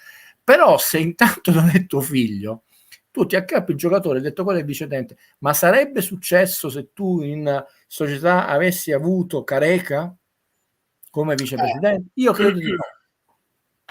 Perché intanto quello è Antonio Careca. È chiaro. Dice che c'entra con Zelinski. Secondo me questa cosa, perciò la collego, va dietro. Secondo me non c'è. Tant'è vero che io vi dicevo, scusate, ma conoscono tutto di questo giocatore. Si faceva in estate, un giorno, 2 giorni, basta. Questo è, non è il stanno eliminando. 3 milioni li vuoi? No, basta. No, 3 milioni, non è che in 24 ore puoi fare 7.200 miliardi di rilanci, 3 milioni un centesimo, 3 milioni, quindi non ci prendiamo per il familiare. Lo so che i siti devono guadagnare su questo, siamo ai dettagli, cose lì, ma che cosa si devono dire in una giornata? Cioè, di prezzi devono pagare. Lo conoscono un giorno, conoscono i dati fisici, atletici, tecnici, tutti i numeri, il suo comportamento, la famiglia, conoscono già tutto, quindi non lo devono conoscere. Si devono mettere d'accordo sui soldi e la durata del contratto. È una giornata, porca miseria. Contratto che tu hai già firmato, quindi conosci le 92 pagine, quindi sei in vantaggio anche come giocatore. Non ci prendiamo in giro. Secondo me era una storia finita che doveva andare a naturale scadenza. Può darsi che è arrivato, io non posso dire sì e no, questa offerta giustamente la moglie e lui possono anche essere, diciamo, non felici di andare lì, come, no? E uno lì può darsi che veramente si è arrabbiato ancora di più, dice mi hai fatto perdere un'occasione, ma tu non sei costretto. È il fatto di rispettare i contratti. Un mio amico laureato in ingegneria non trovava lavoro in Italia, è andato all'estero e si trovava bene, ebbe un'offerta in un paese medio orientale, pagato un sacco di soldi, è un fatto vero, guarda, quando ragazzo di una educazione, di un senso civico che è raro trovare nella vita. Mi ha raccontato questo episodio, poi una volta mi fece vedere che stava andando al lavoro, gli spuntò un cobra leale davanti.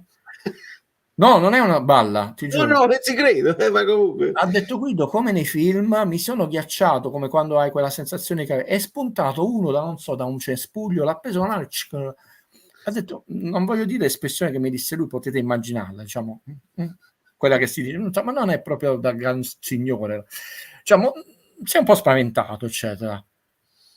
Ha chiesto, cioè ha dato i 15 giorni, se n'è andato.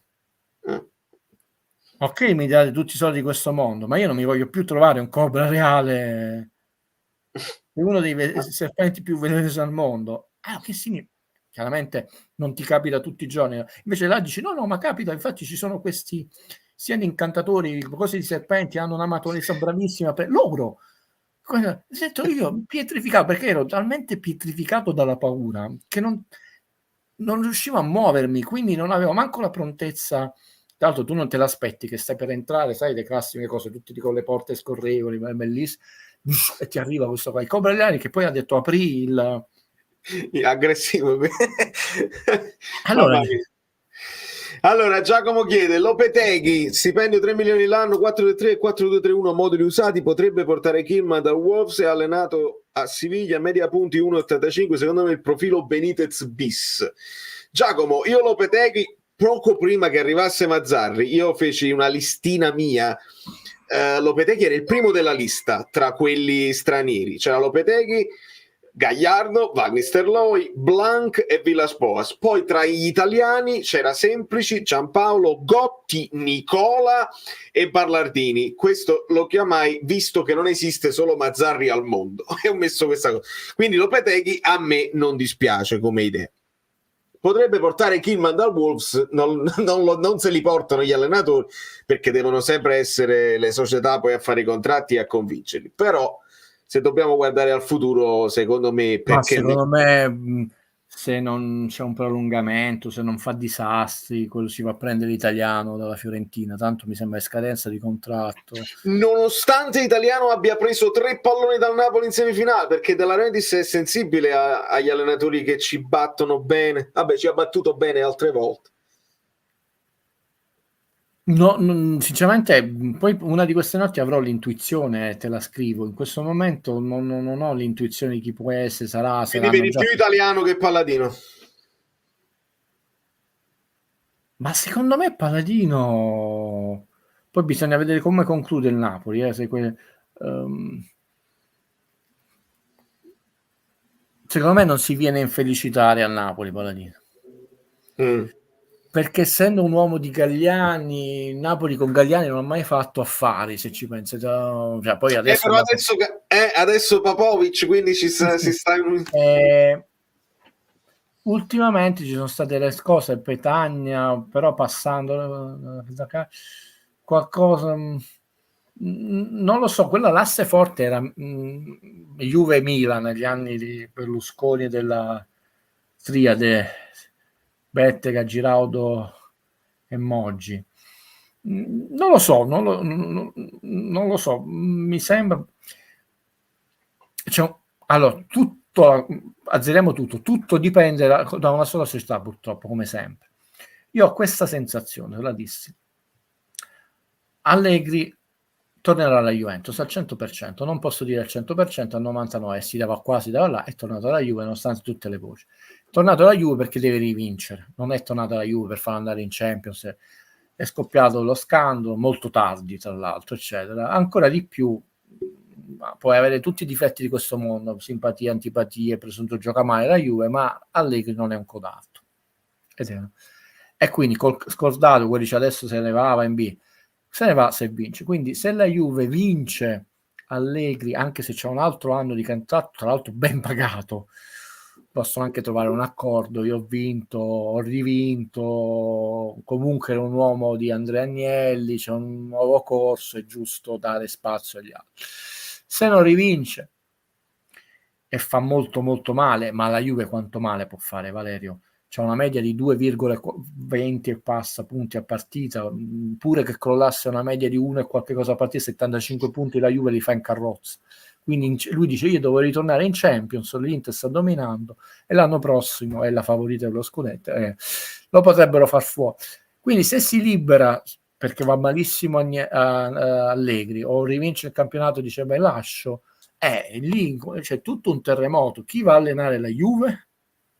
Se la Juve rimane bloccata, perché c'è Conte che sta aspettando la Juve, non prendiamoci in giro. In seconda battuta il Milan, su cui tutti sparano a zero su Pioli o Pasi Pioli, per simpatici quelli dell'autogol, che è un altro tosto che forse la sua educazione non fanno percepire, perché uno che rimane quasi 5 anni sulla panchina di Milan, attraversando varie stagioni, poi tanto moscio non deve essere, che anche lui mi sembra un altro anno, hanno tutti un altro anno di quelli con Inzaghi. Chi è in scadenza sono italiano, forse Paladino, lo stesso Palladino, sì. e Maestro Sarri, no. che stanno spingendo da un paio. Però secondo me dipende dalla Juve, e perché poi Conte, Juve, Milan, la Roma, sì, l'ha detto in TV, ma la Roma che può competere per lo scudetto, che Roma è Roma in questo guazzabuglio, che se Mourinho attaccava un giorno sì, un giorno no la proprietà perché aveva una squadra veramente modesta, e diceva ma noi siamo del Napoli, ma il Napoli non è questa prima fascia, poi come completerà il campionato? E cambia molto, perché se uno spostamento, tu non puoi non pensare che un Palladino potrebbe finire a un Milan, voglio fare il salto di qualità vero e non... perché noi ragioniamo in maniera egocentrica, il Napoli, ma soprattutto proprio questa stagione, quanto attrattivo sarà. Non so che il cilindro, che coniglio dal cilindro, scusate, ho invertito, si sta inventando De Laurentiis, però secondo me ci sono delle dinamiche che vengono prima della panchina del Napoli, purtroppo te lo devo dire, E chiaramente ci sono certi allenatori che potrebbero, anche allenatori di grande qualità e fascino, proprio perché non si sono sbloccate delle situazioni come quelle della Juve e del Milan, ha detto no, io vado a fare la grande sfida a Napoli, è buon per noi, perché dice quelle sono bloccate, Inter, Inzaghi, Juve e Milan sono 3 panchine bloccate, Roma, Napoli, qual è la sfida più affascinante?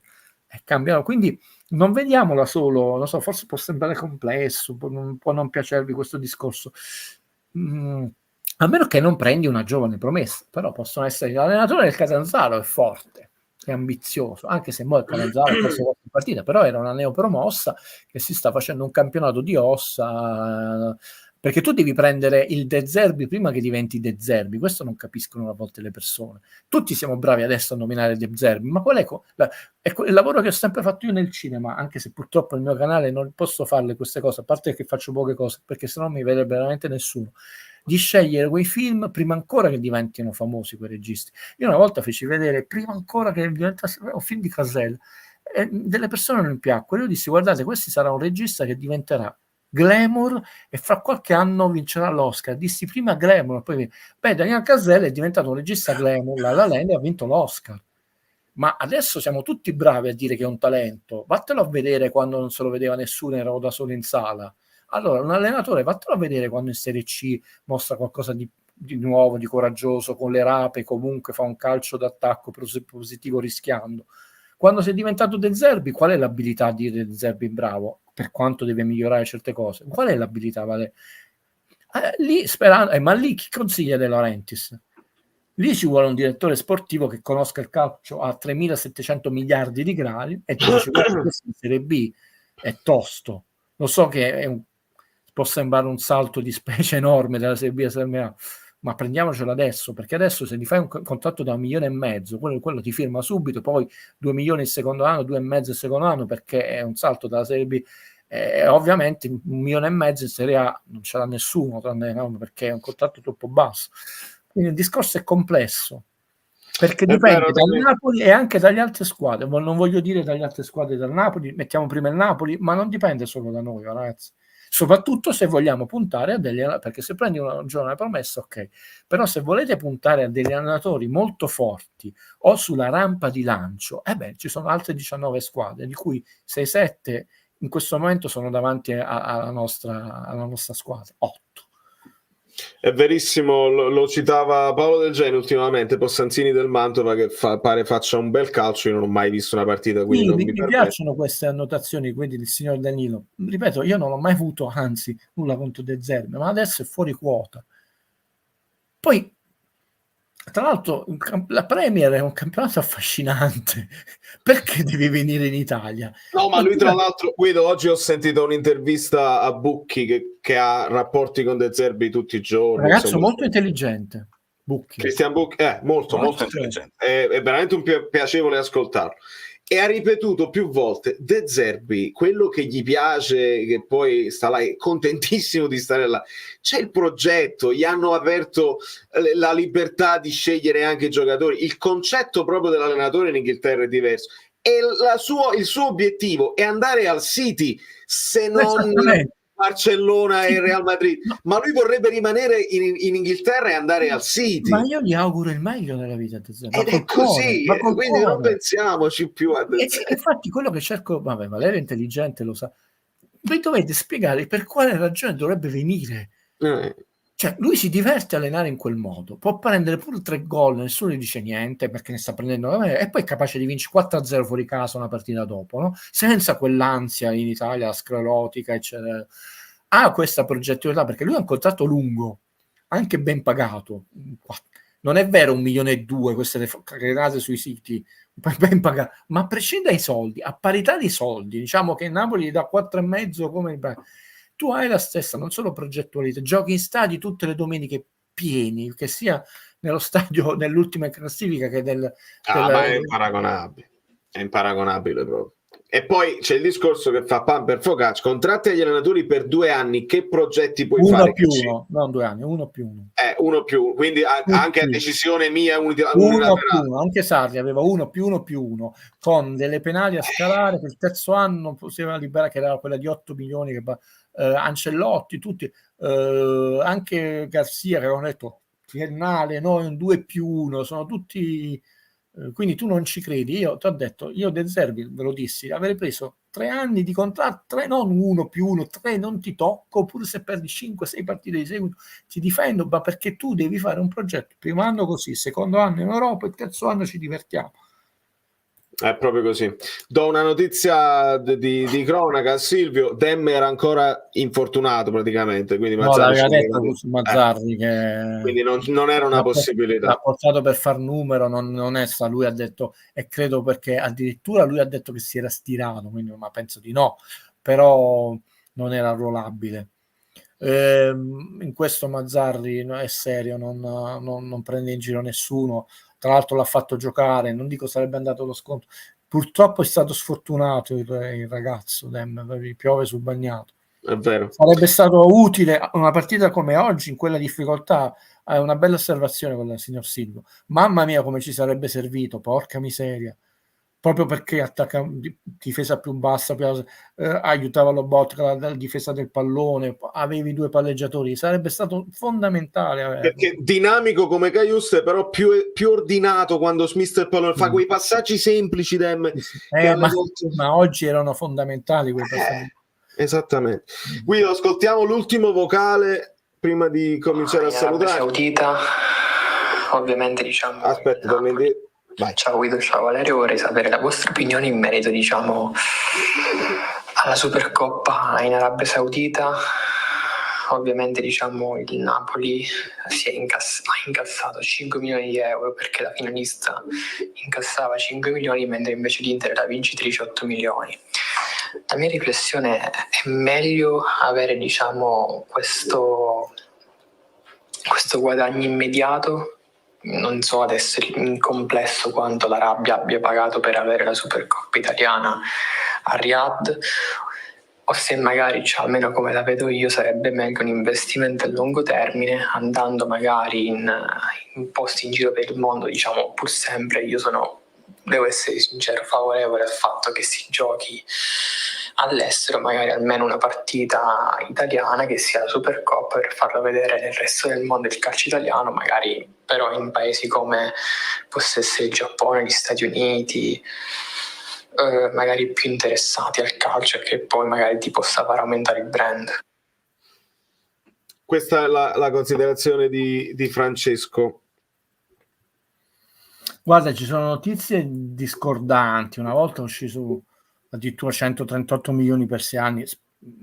Non so se è vero, dovrebbe essere 32 milioni quest'anno, poi e 16 vanno alle squadre che se lo dividono.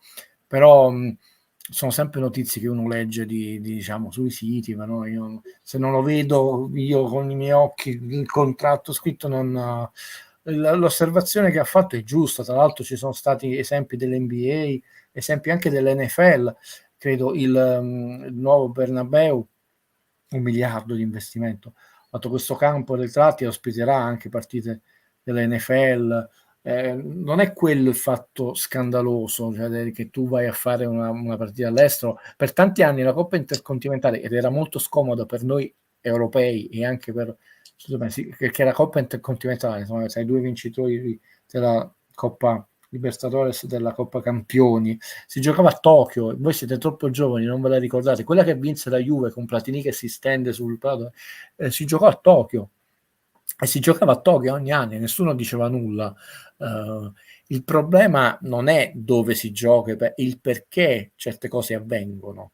Il problema non è guadagnare 5 milioni. Enrico Ghezzi, che è probabilmente il più grande critico che ha avuto l'Italia come cinema, comunque uno dei più influenti nel senso più nobile e positivo del termine, perché ci ha regalato, ci ha dato la possibilità a noi giovanotti di vedere sia nei festival o anche attraverso fuori orario cinema inarrivabile, per dire. Una volta disse questa frase: il problema non è se un film costa 100 milioni di dollari e non vederli sullo schermo. Quindi il problema non è quanto guadagni o guadagnerebbe. Se lo spettacolo non è, comunque hai venduto uno spettacolo che non ti ritorna. Non so se il parallelismo, non perché lo voglio portare, io quando faccio i parallelismi sul cinema non è solo per un fatto di mestiere, è perché effettivamente c'è una logica attinente. Se tu ci pensi, no? Tu non sai nulla, ti colleghi e vedi questa Final Four. Non sei un tifoso del Napoli, non sai di nulla di social, non che non sai che sei un ignorante, cioè non hai letto di nulla. Che impressione, non hai neanche la passionalità della tua squadra, che impressione ti ha fatto?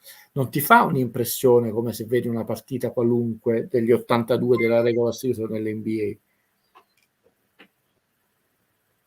Perché? Ti faccio un esempio. Siamo nella società, cioè più di guida del board dello spettacolo, una società che non è manco più dell'immagine, è qualcosa che è andato oltre. Ma se tu, Valerio, non sai nulla di quanto è costato, non sai nulla del Napoli, dell'Inter, eccetera, ci sono state delle schede di approfondimento, dei racconti, hai assunto dei registi, potevi assumere Sorrentino, figurati quel mondo, gli davi 100.000 euro, diciamo $100.000, fammi un corto, era Sorrentino che presentava il Napoli come uno dei tanti registi, poteva fare Pieraccioni come un regista fiorentino, no? Per la eccetera, eccetera. Anche ci sono registi milanesi o comici milanesi. L'Inter ha tantissimi comici tifosi, o anche, cioè lo stesso Fiorello che è siciliano è tifoso dell'Inter, no? Eccetera, eccetera. Tu, non tifoso di questa squadra, vedi questo spettacolo e vedi una partita di calcio. La prima, tra l'altro, anche con pochi spettatori, ma ti dà l'impressione di essere uno spettacolo che è costato tanti soldi, che è il massimo dell'espressione del calcio di quella nazione. E se quella è la massima espressione del calcio di quella nazione, che addirittura si è andato a prendere un sacco di soldi in quel territorio, siamo messi male, perché una qualunque partita di Premier League è molto più non solo emozionante, preparata, eccetera, perché tu hai avuto una serie di informazioni, di statistiche su queste squadre, no? Quando dice queste squadre quando tu vai alle conferenze stampa del cinema, no? Ti danno le cartelline stampa, e nelle cartelline stampa non solo viene presentato il film, Valerio, ma viene presentata la carriera di tutti, cioè, poi infatti sta scritto crediti non contrattuali, insegno una cosa. Perché ovviamente non so, però per esempio sì, Valerio, e ci dice chi cacchio è Valerio, musicista, e dice tutta la sua carriera, il suo album successo, dove ha suonato, cioè, e così tutti i componenti della sua band. Tutto questo è mancato. Ecco l'esempio che ho fatto. Il problema non è se un film costa $100 milioni, è se tu non li vedi sullo schermo quei 100 milioni. Quindi non bisogna criminalizzare, questo è il messaggio dell'amico che ci ha dato, il fatto che sia costato e viene pagato, ma come questi soldi non solo vengono spesi, rendono sullo schermo. Secondo me hanno reso poco, meno dei soldi. Perché? Perché comunque è una nazione giovane, acerba sul mondo del calcio, che però la sta solo investendo, ma gli manca non solo la legacy, gli manca lo storico, non solo nel luogo ma anche nazionale, cioè che storico ha l'Arabia nei confronti del Napoli, dell'Inter, eccetera, ma di una lega che in questo momento è talmente in difficoltà che è stata costretta ad andarsi a far dare questi soldi lì, perché non lo potevi fare in Italia. Ha detto sì, ma così spendiamo i soldi e non ci prendiamo questi soldi, e questo non è sinonimo di benessere. Ho vissuto in Libano per 3 anni, la Serie A non se la guarda nessuno. E quindi Yusuf non siamo qui penso che adesso se la guarderanno la prossima, cioè non è che non è stata un'operazione. Puoi guardartela una tantum, figurati, però non hai quello storico che, cioè, se tu parli con determinati, come siamo noi, no? Con determinati tifosi di N squadre, ti raccontano il gol, il nonno che ti portava, cioè, ma che hanno uno storico, e lì non ce l'hai, e lo storico non lo puoi né costruire né pagare. Non è una cosa, dici io mo ti do 100 milioni, adesso io ho lo storico. No, se io dessi 100 milioni a Valerio, detto non sapesse niente di calcio, non saprebbe niente di calcio uguale, e io non glieli do 100 milioni a Valerio e lui sa un sacco di cose di calcio. Come la mettiamo? Perché non te lo puoi comprare, non lo puoi costruire, serve del tempo, lo puoi accumulare, ma servono 2 generazioni, porca miseria, 2 generazioni. Ringrazio Rita che ci tiene al corrente dei like. Possiamo arrivare a 900 e sicuramente arriveremo a 1000 per te che ti stai guardando la live domani, o meglio adesso che te la guardi è oggi, cioè il giorno dopo. Gli off topic, Mourinho, posso Mazzarri, ragazzi, molti di voi si collegano dopo e quindi per questo non sapete che già ne abbiamo parlato, quindi vi dovete recuperare tutta la cosa. E quando si parla di dimissioni di Mazzarri a Mediaset, che ne pensate? Esatto, la risposta di Guido è corretta. Nata volta si parla e poi non succede niente? No, queste cose si sanno. Scusa, si perché sanno oggi si dovrebbe dimettere? No, ma infatti secondo me si lega a questa frase, questo commento di NB. Scusate se mi permetto, ma una cosa di Mazzarri che proprio non mi è scesa giù è aver abbandonato la partita dopo il gol dell'Inter. Non puoi abbandonare la squadra. Sto gesto vale 100 sono cambiato come frase. Quindi l'unica cosa ne abbiamo parlato. L'unica cosa che potrebbe giustificare è dire io non ce la faccio più con questo calcio, mi dimetto, devo andarmene in campagna, cioè fare una cosa alla Spalletti che si voleva fermare perché proprio non riesco più a sopportare questo calcio, quindi non è che mi dimetto dal Napoli ma mi dimetto proprio dal calcio, cosa che non avviene, quindi è stato un arbitraggio un po' come si dice un tempo, no? Quegli arbitraggi un po' casalingo, però non dobbiamo però io mi ricordo quella famosa Supercoppa che poi dicono sempre il fatto della frase di Neved, scusa, stava di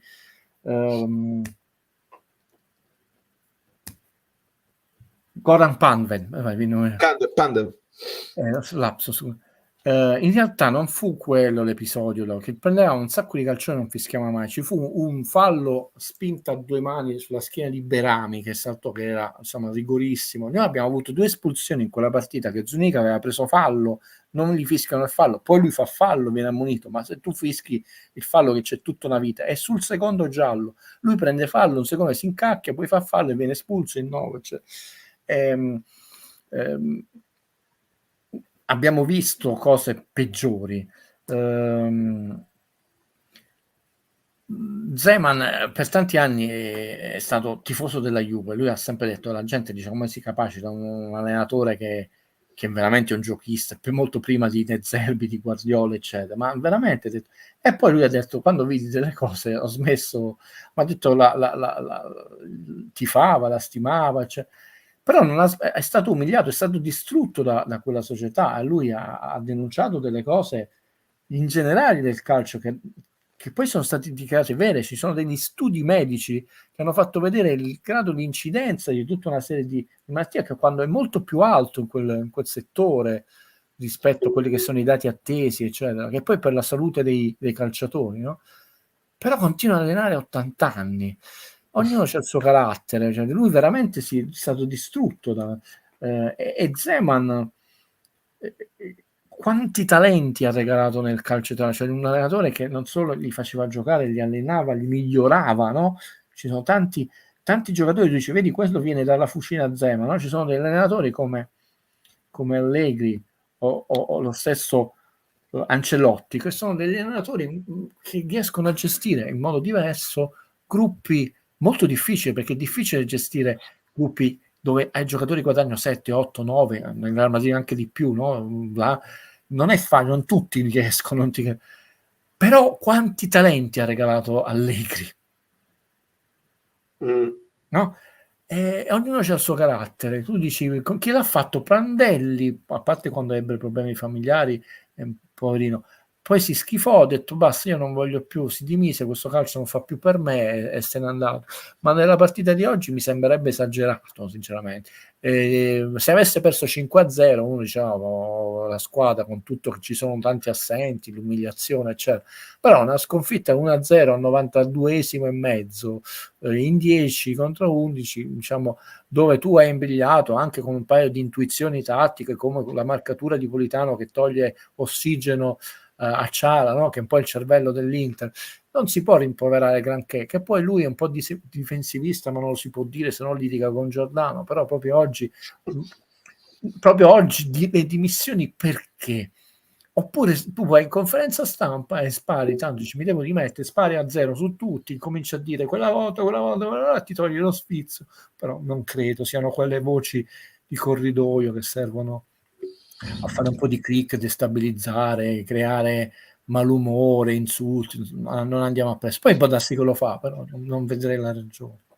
Guido, l'ultimissima prima di salutarci, siamo ben oltre e dobbiamo salutarci. Puoi commentare il gesto di ADL che ha detto che riconoscerà il premio partita alla squadra lo stesso perché ha apprezzato l'impegno. Che segnale può essere proprio per il gruppo squadra? Che stanotte i ragazzi dell'Inter si fanno la foto con la Coppa, sono fatti in campo, li vedrai foto nell'aereo nei prossimi giorni, eccetera. Non amo le persone fa foto con l'assegno. non amo le cose, ci sono delle cose che non puoi comprare, ed è una mia, non dico piccolo cavallo di battaglia, è una mia piccola osservazione che ho sempre fatto tra di voi e la ripeto, no? Pensate quante cose non ci sono più, anche in pochissime cose. Faccio vedere un oggetto che per puro caso non l'avevo preparato. VHS. Io che non sono grandicello e chiudo, cioè, sono grandicello, però non è che ho 112 anni. Ho visto in meno di 30 anni quanti formati, il Super 8, il Beta, il VHS, il Laserdisc, il DVD, il Blu-ray, cioè, quindi queste cose qua non va, e quanti sacrifici per comprarle, registrarle la notte, toglierci le pubblicità oppure doppiare, no? E quanti costavano? Questo è Scotch Silver Extra Light, non se ne è smagnetizzato nessuno. Costavano all'epoca 12.000 lire negli anni 80, me lo ricordo qua, che non sono 24 euro, oggi costeranno l'equivalente di 12.000 lire negli 86, 87, 88, andate a vedere cos'era qui. Quindi buttare una cosa di che fa solo ingombro. Però i trofei, la Coppa dalle Olimpiadi della Grecia, quindi migliaia di anni fa, ad oggi questo fascino e quante cose sono cambiate. Invece nello sport tutto si insegue, ovvero gli stipendi, quello là, la clausola, i procuratori, però alla fine il fascino del trofeo non è stato sostituito con nulla. Tante invenzioni sono state cambiate dall'uomo, sono vetuste, non parliamo dell'800, del 700, parliamo del 1984, 85, le VHS, e già nel 2000 erano vecchie, le potevi buttare, hanno avuto manco 20 anni di vita, per dire quanto, quindi può dare i soldi. È uno stimolo, è già successo per vincere trofei? No, ragazzi, non è uno stimolo per vincere trofei. È una cosa giusta? Non è né giusta né sbagliata, però io voglio vincere trofei. Non mi piace, cioè, non lo trovo né sbagliato né criminalizzato, però alla fine il fascino del trofeo, l'energia che ti dà anche rivederti, quell'emozione di abbracciare la coppa, di baciare la coppa, che la passa il compagno, c'è chi ci ha dormito, anche Koulibaly ci ha dormito insieme, è indescrivibile e va avanti da migliaia di anni. Se va avanti da migliaia di anni e non è stata soppiantata, sostituita da nessun tipo di invenzione, manco la Tesla potrà cambiare, significa che non appari. Quindi puoi dare anche un assegno, cioè voi pensate, se un giocatore gli dice ti do 10 milioni ma non vincerai mai la Coppa Campioni, qualcuno casomai si prende 10 milioni, ma c'è chi si è fatto cremare, Gabri Veiga se ne frega. No, dico, si è fatto spargere le ceneri a Wimbledon che non ha mai vinto, e chi avrebbe vinto non lo so. Poi non so se è vero questa notizia, sono sempre cose io non vedo, però l'Inter è arrivata a 8 Supercoppe, noi 2 potevamo vincere la terza, siamo piccolini, terza, superare delle squadre che ne hanno 2, la Roma ne ha 2, no? Superavamo la Roma che ne ha 2, non è andata così. I giocatori saranno più ricchi di, non so, 8 euro, buon per loro, però noi come società e come tifosi siamo più poveri di 0 coppe, diciamo, quindi. Proprio vero. Io ringrazio infinitamente. Che senso ha, Valerio, nel senso, poi questa cosa, scusa se ci pensi, no, io non faccio il rinnovo perché vabbè, quello se lo spalmi, però do il premio partita, cioè non ha proprio senso il premio partita se tu vinci la Coppa, vinci con un avversario che sono anni che non stai battendo, oppure, non lo so, sono cose che non mi convincono, però è una mia opinione, non è che sono sbagliate o giuste di per sé. Chiarissimo.